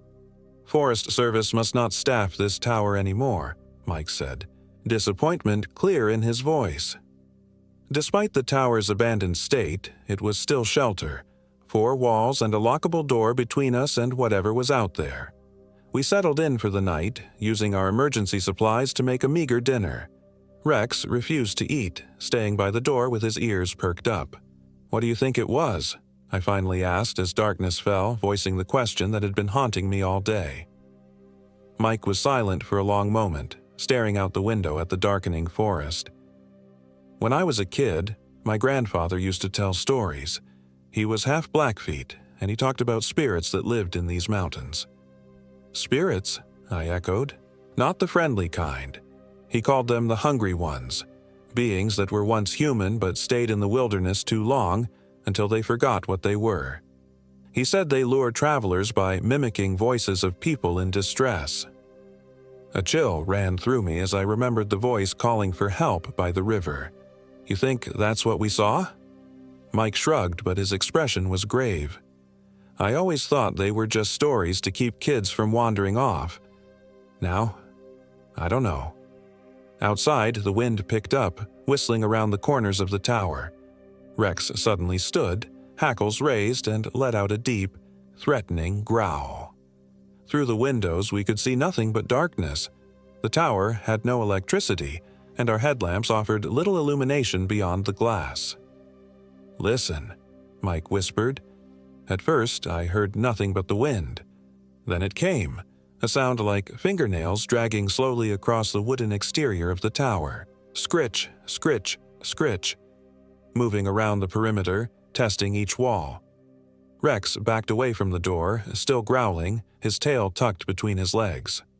The scratching stopped at the door, followed by silence. Then a voice. My voice. "Mike? Rex, where are you guys? I can't find you." Mike's eyes widened in horror as he looked at me, then back at the door. "Rob?" the thing outside called in my exact voice. "Please let me in. I'm scared out here alone." "Don't open it," I whispered, though there was no need to warn Mike. We were both pressed against the far wall of the small cabin, as far from the door as we could get. The doorknob slowly turned, but the lock held. "Please," my voice begged from outside, cracking with emotion. "It's me. Let me in." Then the voice changed, becoming Mike's. "Robert, what are you doing? Open the door. We need to stick together." The doorknob rattled more violently now, and the entire door shook in its frame. "It knows our names," Mike whispered, his face ashen. "How does it know our names?" I had no answer. Terror had frozen my thoughts, leaving only the animal instinct to hide, to stay silent, to wait for the predator to lose interest. The thing outside switched tactics, its voice becoming a woman's, soft, frightened. "Please help me. I'm lost. I've been out here for days." When that didn't work, it changed again, becoming a child's high, tremulous voice. "I want my mommy. Please, is anyone there? I'm scared of the dark." These pitiful pleas continued for what felt like hours, the voice cycling through different personas, different emotional appeals. Sometimes it would go silent for long stretches, making us wonder if it had given up, only to suddenly slam against the door with enough force to make the entire tower shudder. Around midnight, the attacks on the door stopped, replaced by a soft, rhythmic tapping on each window, moving in a circle around the tower. Tap, tap, tap. Pause, tap, tap, tap. With each circuit, the tapping grew louder, more insistent, until it became a pounding that threatened to shatter the glass. "If it breaks the windows," Mike started. "It won't." I cut him off, needing to believe it. "This place was built to withstand storms. The glass is reinforced." Dawn couldn't come fast enough. We took turns keeping watch while the other tried to rest, though true sleep was impossible with the creature circling the tower, occasionally testing the door or windows. When the first gray light of morning finally appeared, the presence outside seemed to withdraw. We waited until full daylight before cautiously approaching the windows. The wooden platform surrounding the tower was empty. Looking down at the ground below, I saw something that made my blood run cold. deep gouges in the wooden supports holding up the tower, as if something with enormous strength had been trying to bring the entire structure down. "We can't stay here another night," Mike said, his voice hollow with exhaustion and fear. "That thing nearly broke through, and I don't think it's going to give up." I knew he was right. The tower had kept us safe for one night, but the creature was learning, testing our defenses. If it managed to bring down one of the support beams, the entire lookout would collapse. "Where do we go?" I asked. "Back the way we came?" Mike shook his head. "I think it's watching the trail. Our best bet is to head northwest, off trail. There's a ranger station at Sealy Lake. If we push hard, we might make it before nightfall." It was a desperate plan, but the only one we had. We gathered what supplies we could find in the tower, an old emergency flare, a dusty first aid kit, and a Forest Service radio that proved to be dead. "Ready?" Mike asked, hand on the door. I wasn't ready. Every instinct screamed at me to stay inside, behind the locked door, but I nodded anyway. "Ready." We descended the tower stairs cautiously, Rex leading the way, his nose working the air. The forest around us was eerily quiet. No birdsong, no rustling in the underbrush. "Which way?" I whispered when we reached the ground. Mike pointed northwest, away from the trail we'd arrived on. "That ridge there. Once we're over it, we'll be in the Sealy Lake watershed. Just keep moving downhill and we'll hit the lake eventually." We set off at a brisk pace through trackless forest, constantly scanning our surroundings. The going was tough, climbing over fallen logs, pushing through dense underbrush, slipping on carpets of pine needles. But fear was a powerful motivator, and we made good progress. By midday, we'd crested the ridge Mike had pointed out and began descending the other side. The terrain was steeper here, with loose scree that threatened to send us tumbling down the slope with every step. "Stop!" Mike suddenly hissed, grabbing my arm. I froze, following his gaze. About 50 yards ahead, standing perfectly still among the trees, was a figure. From this distance, it almost looked human, the silhouette of a tall, thin person watching us. But there was something fundamentally wrong about the way it stood. Too still, like a photograph of a person rather than a living being. "Don't move," Mike breathed. It might not have seen us yet. But even as he said it, the figure's head swiveled toward us with an unnatural smoothness. Then, with a movement too quick to follow, it was suddenly behind a different tree, 20 yards closer. Rex whimpered, pressing against Mike's leg. "Run," Mike said quietly. "Now." We took off down the slope, abandoning caution, using gravity to propel us faster. Branches whipped at our faces. Roots and rocks threatened to trip us, but the terror of what was behind us kept us moving. I risked a glance back and immediately wished I hadn't. The thing was following, moving in a way no human could. Not running, but flowing between the trees, covering ground with impossible speed. "Mike," I gasped, "it's gaining." "The flare," Mike panted. "Get the flare ready." I fumbled in my pocket for the emergency flare we'd found in the tower, nearly dropping it in my panic. Mike had told me his grandfather's stories claimed these spirits feared fire. It was a desperate hope, but it was all we had. We burst through the tree line into a small clearing and spun to face our pursuer. I had the flare in my hand now, ready to strike it. The thing halted at the edge of the clearing, partially hidden by the last line of trees. In the daylight, it looked even more wrong than it had in the dark. A human form that had been stretched and twisted, skin pulled too tight over misshapen bones. Its face was still mostly shadow, but that wide, gaping mouth was clearly visible. For a long moment, we stood frozen in a standoff, Mike with his knife drawn, me with the flare, Rex snarling between us. The creature swayed slightly as if moved by a breeze we couldn't feel. Then it spoke, using Mike's voice. "Robert," it said, the voice chillingly perfect. "Help me." "Strike it," Mike whispered. "Strike the flare." I fumbled with the cap, my hands shaking so badly I could barely manage it. The creature took a step forward, into full sunlight, and I finally saw it clearly. Its skin was gray and mottled, stretched over a frame that bent at impossible angles. The face was the worst part, recognizably human but with features that seemed to shift and flow, never quite settling. Only the mouth remained constant, that terrible gaping maw that opened wider than any human mouth should be able to. The flare finally caught, blazing to life in my hand with a hiss and a burst of bright red light. I held it out before me like a torch. The creature flinched back, a high, keening sound emerging from its throat. It retreated to the edge of the trees but didn't flee entirely. "It's working," I breathed. "Mike, it's working." "We need to move," Mike said, his voice tight. "The flare won't last forever." We began backing away, keeping the flare between us and the creature. It followed at a distance, always staying just at the edge of the trees, waiting. The slope grew steeper and our progress slowed. The flare burned down, the bright flame growing smaller by the minute. "There," Mike suddenly pointed. Through the trees ahead, I caught a glimpse of water. Sealy Lake. Hope surged through me, giving me a fresh burst of energy. We increased our pace, half running, half sliding down the slope toward the lake. The flare sputtered, the flame dying to a dim glow. Immediately I sensed movement behind us. The creature, closing in. "Almost there," Mike gasped. "Just a little further." The trees thinned, and suddenly we were on the shore of Sealy Lake, a vast expanse of water stretching before us. In the distance, I could see buildings, the small town on the far shore. "We need a boat," Mike said frantically, scanning the shoreline. About 100 yards away, a small dock extended into the water.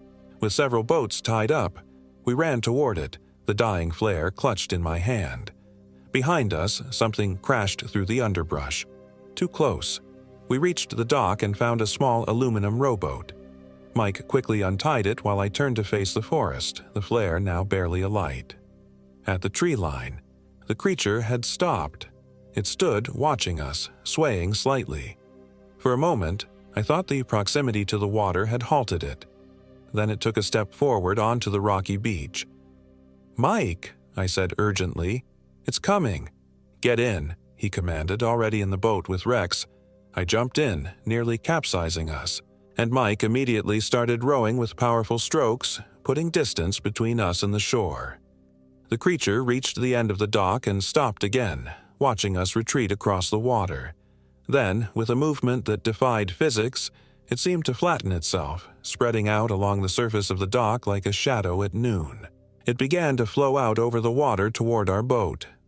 "It's coming," I shouted. "Mike, it's coming across the water." Mike rowed harder, his face a mask of determination and terror. Rex barked furiously at the approaching shadow that glided over the water's surface. In desperation, I plunged the dying flare into the lake. The water around it hissed and steamed, and for a brief moment, flames danced across the surface where chemicals from the flare spread in an oily film. A shriek tore through the air, inhuman and filled with rage. The shadow retreated, pulling back toward the shore as if the fire on the water had wounded it. We didn't stop to watch. Mike continued rowing with everything he had, aiming for the distant town. My arms joined his on the oars, and together we drove the small boat across the lake as if the devil himself were at our heels. By the time we reached the public dock on the far side, my arms were burning with exhaustion. A few locals stared curiously as we stumbled onto the dock, wild-eyed and filthy from our ordeal. An elderly man approached, concern on his weathered face. "You boys look like you've seen a ghost. Everything all right?" Mike and I exchanged glances. How could we possibly explain what we'd experienced? "Got lost," Mike finally said. "Had to abandon our campsite. Is there somewhere we can call for a ride?" The man directed us to the ranger station, where we reported our hiking accident and arranged for transportation back to our car. We never mentioned what we'd seen. Who would believe us? That night, in the safety of a motel room in Missoula, I finally broke down, the full weight of our experience crashing over me in waves of delayed terror. "What was that thing, Mike?" I asked, my voice barely above a whisper. Mike sat on the edge of his bed, absently stroking Rex's head. My grandfather would say it was a spirit. But what? Some of the old stories say they weren't always spirits, that they were once people who got lost in the wilderness, people who stayed too long until they forgot they were human.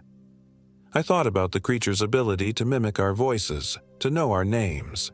You think it read our minds somehow? Mike shrugged. Or maybe it just becomes whatever it needs to be to lure in its prey. We left Montana the next day, driving straight through to Seattle without stopping except for gas. We never spoke about what happened again, not in any detail. What would be the point? The experience existed in a reality so far removed from normal life that words couldn't capture it. I moved away from the Pacific Northwest entirely, taking a job in Chicago, surrounded by concrete and steel and millions of people. I tell myself it's for career reasons, but deep down, I know the truth. I'm afraid of empty spaces now, afraid of what might be watching from the trees. Sometimes I wake in the middle of the night, thinking I hear my name being called in Mike's voice. Or worse, in my own voice, coming from somewhere in the darkness of my bedroom. 2 months after our trip, Mike called to tell me that Rex had disappeared from his fenced backyard in Seattle. They found him 3 days later, more than 20 miles away, at the edge of the wilderness, his paws bloody from traveling so far. He was facing east, Mike said, his voice hollow, toward Montana. We both know what it means, though neither of us will say it aloud. It found us. Somehow, it followed us out of the wilderness. And I know, with a certainty that chills me to my core, that someday it will call again, using my voice or Mike's or the voice of someone I love, calling for help from just beyond the circle of light. And I pray I'll have the strength not to answer.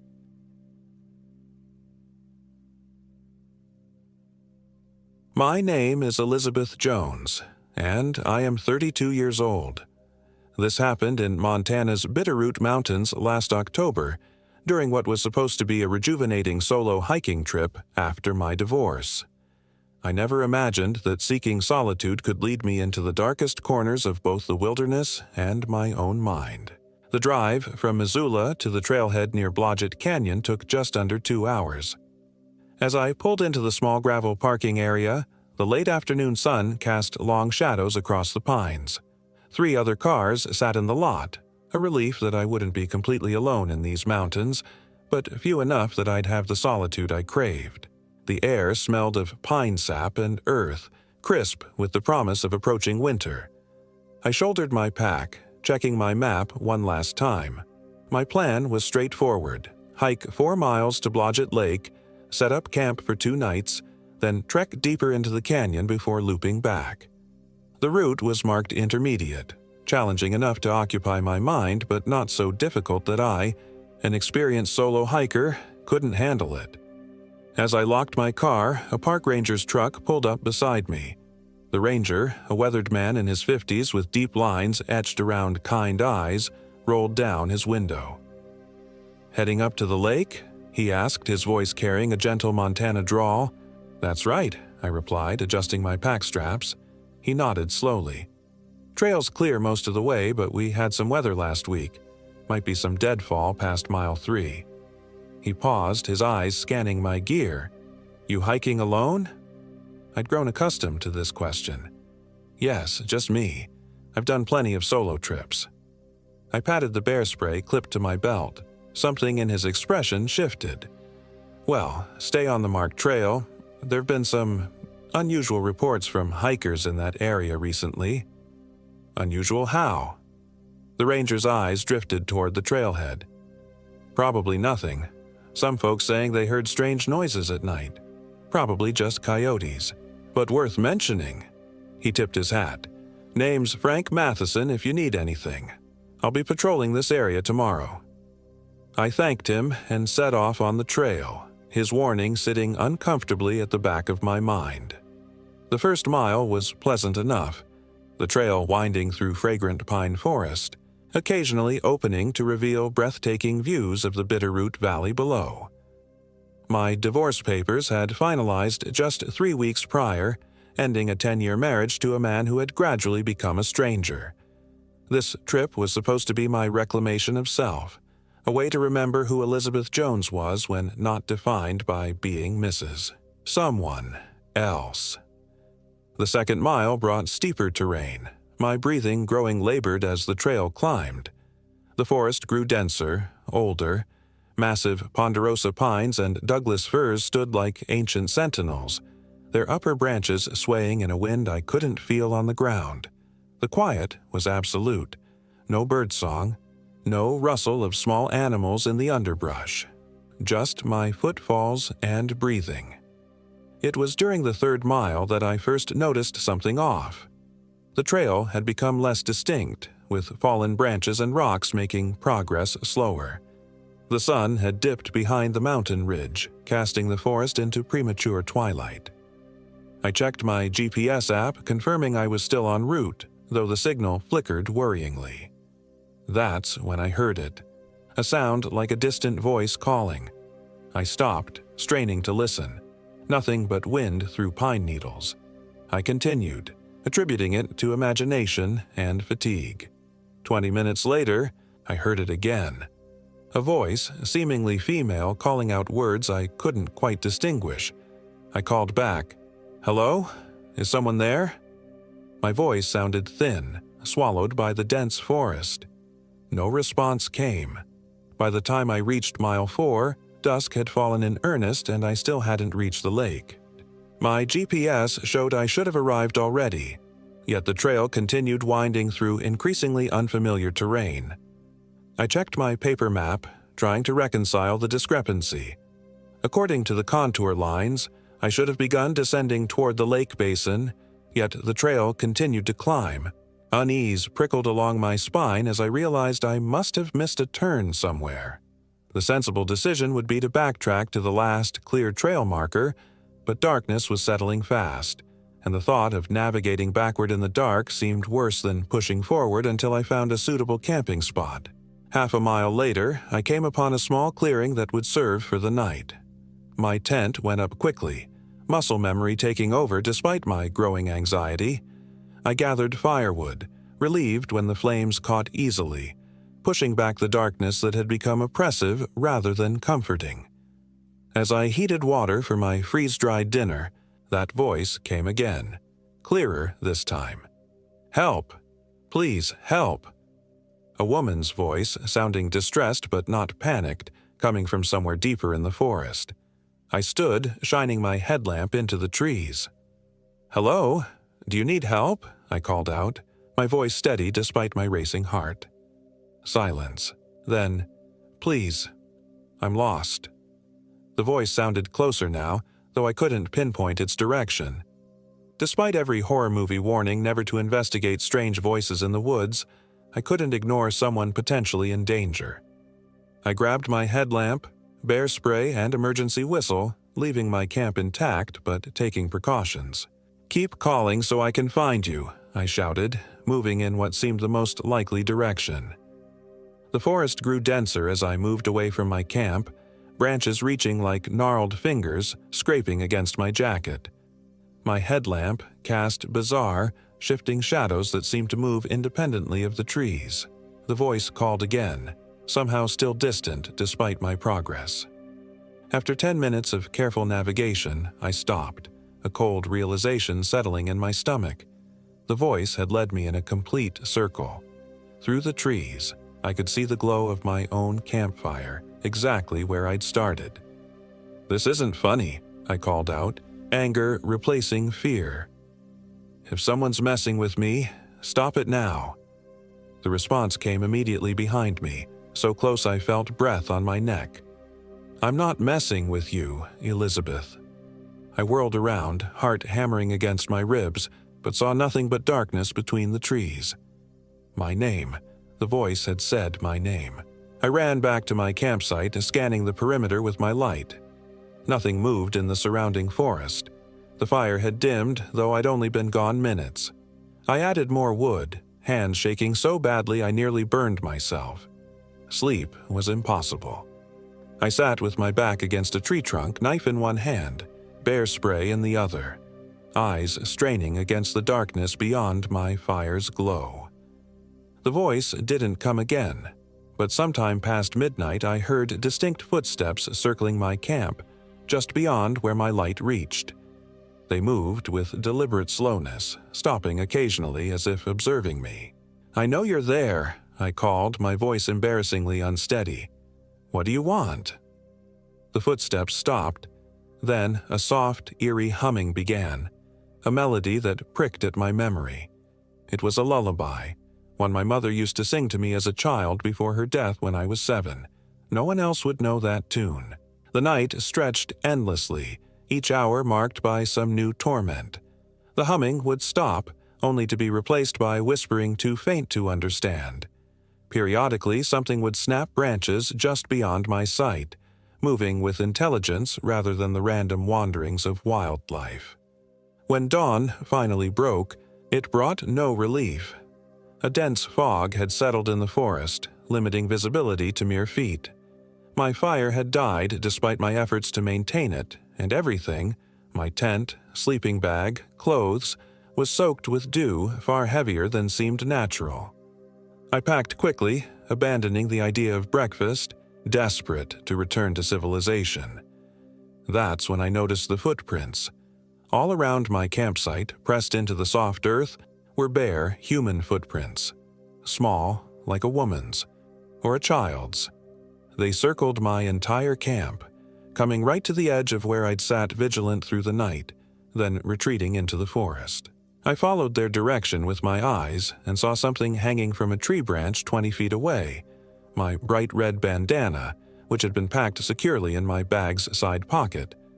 As I approached it, I noticed something dark smeared across the fabric.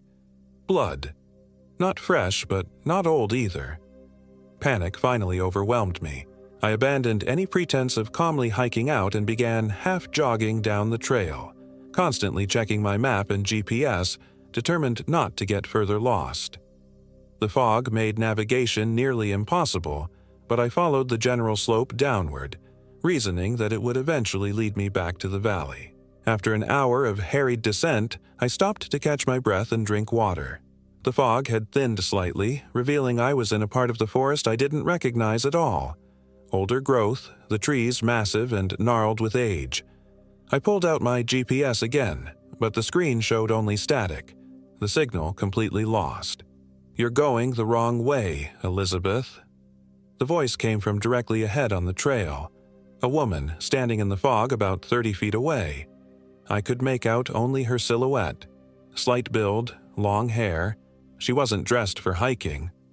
"Who are you?" I demanded, my voice cracking. "How do you know my name?" She took a step forward, the fog swirling around her. "You don't recognize me? Look closer." Something about her stance, the tilt of her head, sparked a terrible recognition. As she moved closer, features becoming clearer, I felt the ground tilt beneath me.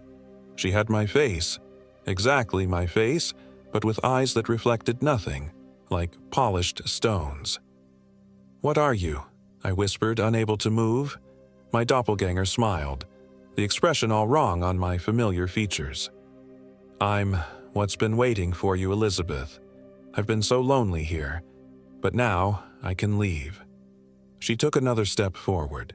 "And you can stay." I broke from my paralysis and ran, blindly, frantically, away from the trail, away from that thing wearing my face. Branches whipped at my skin, roots threatened to trip me with every step. My lungs burned, vision narrowed to a tunnel of green and brown and gray. I don't know how long I ran before my foot caught on an exposed root, sending me sprawling down a steep, unexpected slope. I tumbled helplessly, my pack wrenching painfully at my shoulders before the straps gave way. Pain exploded in my left ankle as it twisted unnaturally, and my head struck something hard. When consciousness returned, I was lying at the bottom of a ravine. My pack was gone, lost somewhere in the fall. Blood matted my hair, and my ankle throbbed with nauseating intensity.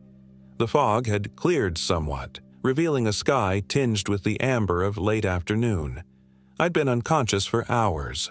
With tremendous effort, I pulled myself into a sitting position, assessing my injuries. my ankle was sprained, possibly broken. A gash on my forehead had bled profusely but seemed to have stopped. Without my pack, I had no first aid supplies, no water, no food. The only items still with me were my knife, still in its sheath on my belt, and the emergency whistle around my neck. I blew the whistle in 3 sharp blasts, the universal distress signal, then waited, listening. The sound echoed through the ravine, then faded to silence. I blew again, louder, more desperate. The response wasn't rescue but a sound that froze my blood. My whistle's call echoed back perfectly, 3 blasts. Then again, closer. Something was mimicking me, using my own distress call to locate me. Survival instinct kicked in. I couldn't outrun whatever was hunting me, not with my injured ankle. I needed shelter, somewhere defensible.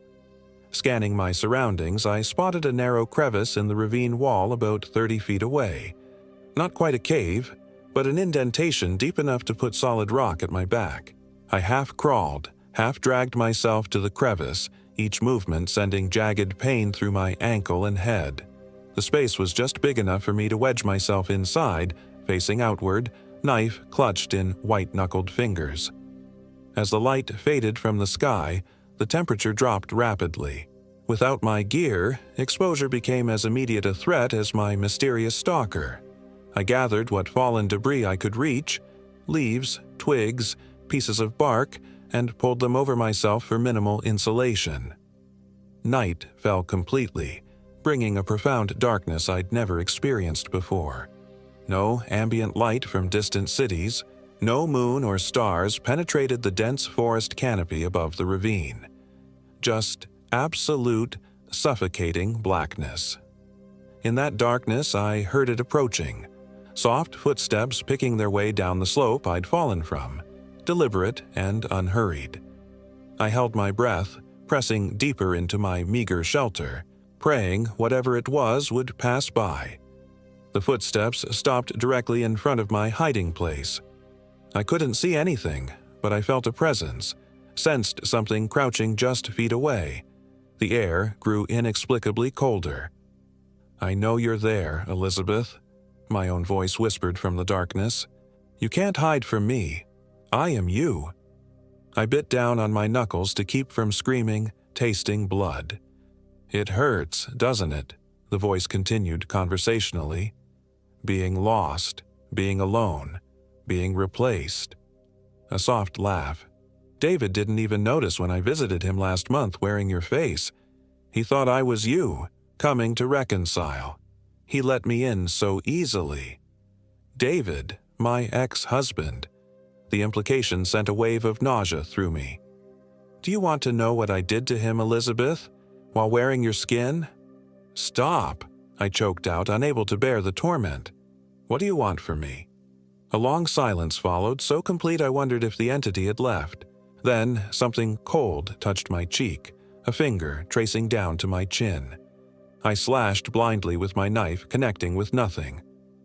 "I want what you have," the thing whispered, now somehow behind me, inside my shelter, lips brushing my ear. "I want your life, your memories, your future. And in exchange, you get to stay here, with us. Forever." "Us?" I breathed, as if in response the darkness around me filled with whispers, dozens of voices overlapping, men and women and children, some pleading, some threatening, some simply repeating names like a litany, the voices of those who had come before, who had encountered this entity and lost. Rage surged through me, cutting through the fear. This thing had stalked me, terrorized me, possibly hurt David. I wouldn't become another whisper in the dark. With a sudden movement, I swung my knife backward, aiming where I sensed the creature's presence. The blade met resistance, then sank into something solid. A shriek filled the ravine. Not human, not animal, but something ancient and furious. The cold presence vanished, the whispers receding. I didn't waste the opportunity, forcing myself out of the crevice and beginning the excruciating process of climbing the ravine slope, using tree roots and rocks as handholds. My ankle screamed in protest, my body trembling with exhaustion and cold, but terror drove me upward. I reached the top as the first hint of dawn lightened the eastern sky. The forest looked different in the gray pre-dawn light. Normal, almost welcoming. I oriented myself using the rising sun, determining that downhill must eventually lead to the valley and civilization. Hours passed in a fog of pain and determined movement. I fashioned a crude walking stick from a fallen branch, leaning heavily on it with each step. I found a stream and drank desperately, then followed its course downward, reasoning that water always flows toward larger bodies of water, toward people. It was mid-afternoon when I heard the blessed sound of human voices, actual human voices, calling my name. Ranger Frank had organized a search party when I failed to return to my vehicle. They found me collapsed beside the stream, delirious with pain and exhaustion, still clutching my knife in a death grip. At the hospital in Missoula, they treated me for a broken ankle, a moderate concussion, severe dehydration, and the early stages of hypothermia. The doctors attributed my hallucinations to the concussion and exposure. Ranger Frank was more open-minded, admitting that Blodgett Canyon had a history of hikers reporting strange experiences, though none as extreme as mine. "There are old stories in these parts," he told me quietly, visiting my hospital room the day before my discharge. The Salish people called part of those mountains the place of hollow echoes, said it was where spirits who envied the living would try to steal their souls by mimicking them. "Did anyone ever check on my ex-husband?" I asked, the entity's taunts still haunting me. Frank nodded. "Deputies went to his address in Seattle. He's fine, confused why they were checking on him, but fine." That should have been reassuring, but something in the ranger's expression held me back from relief. "What aren't you telling me?" I pressed. Frank sighed, looking uncomfortable. "Your ex said something odd. Said you'd come to see him about a month ago. Stayed one night, then left without explanation. Said you seemed different." I hadn't seen David since signing the divorce papers. That was 6 months ago.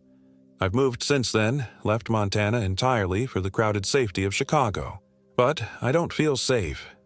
Sometimes, catching my reflection unexpectedly in a window or mirror, I see a flicker of something wrong behind my eyes, something ancient and hungry, watching from within. And sometimes, when I'm alone in my apartment, I hear a familiar humming, my mother's lullaby, sung in my own voice, coming from empty rooms. I don't know what I encountered in those mountains. I don't know if I truly escaped. But I do know this. Whatever came back from Blodgett Canyon wasn't entirely Elizabeth Jones. Part of me is still there, lost in the place of hollow echoes. And something else, something wearing perfect facsimiles of my face and voice, is here instead, learning to be me, waiting to complete the transformation.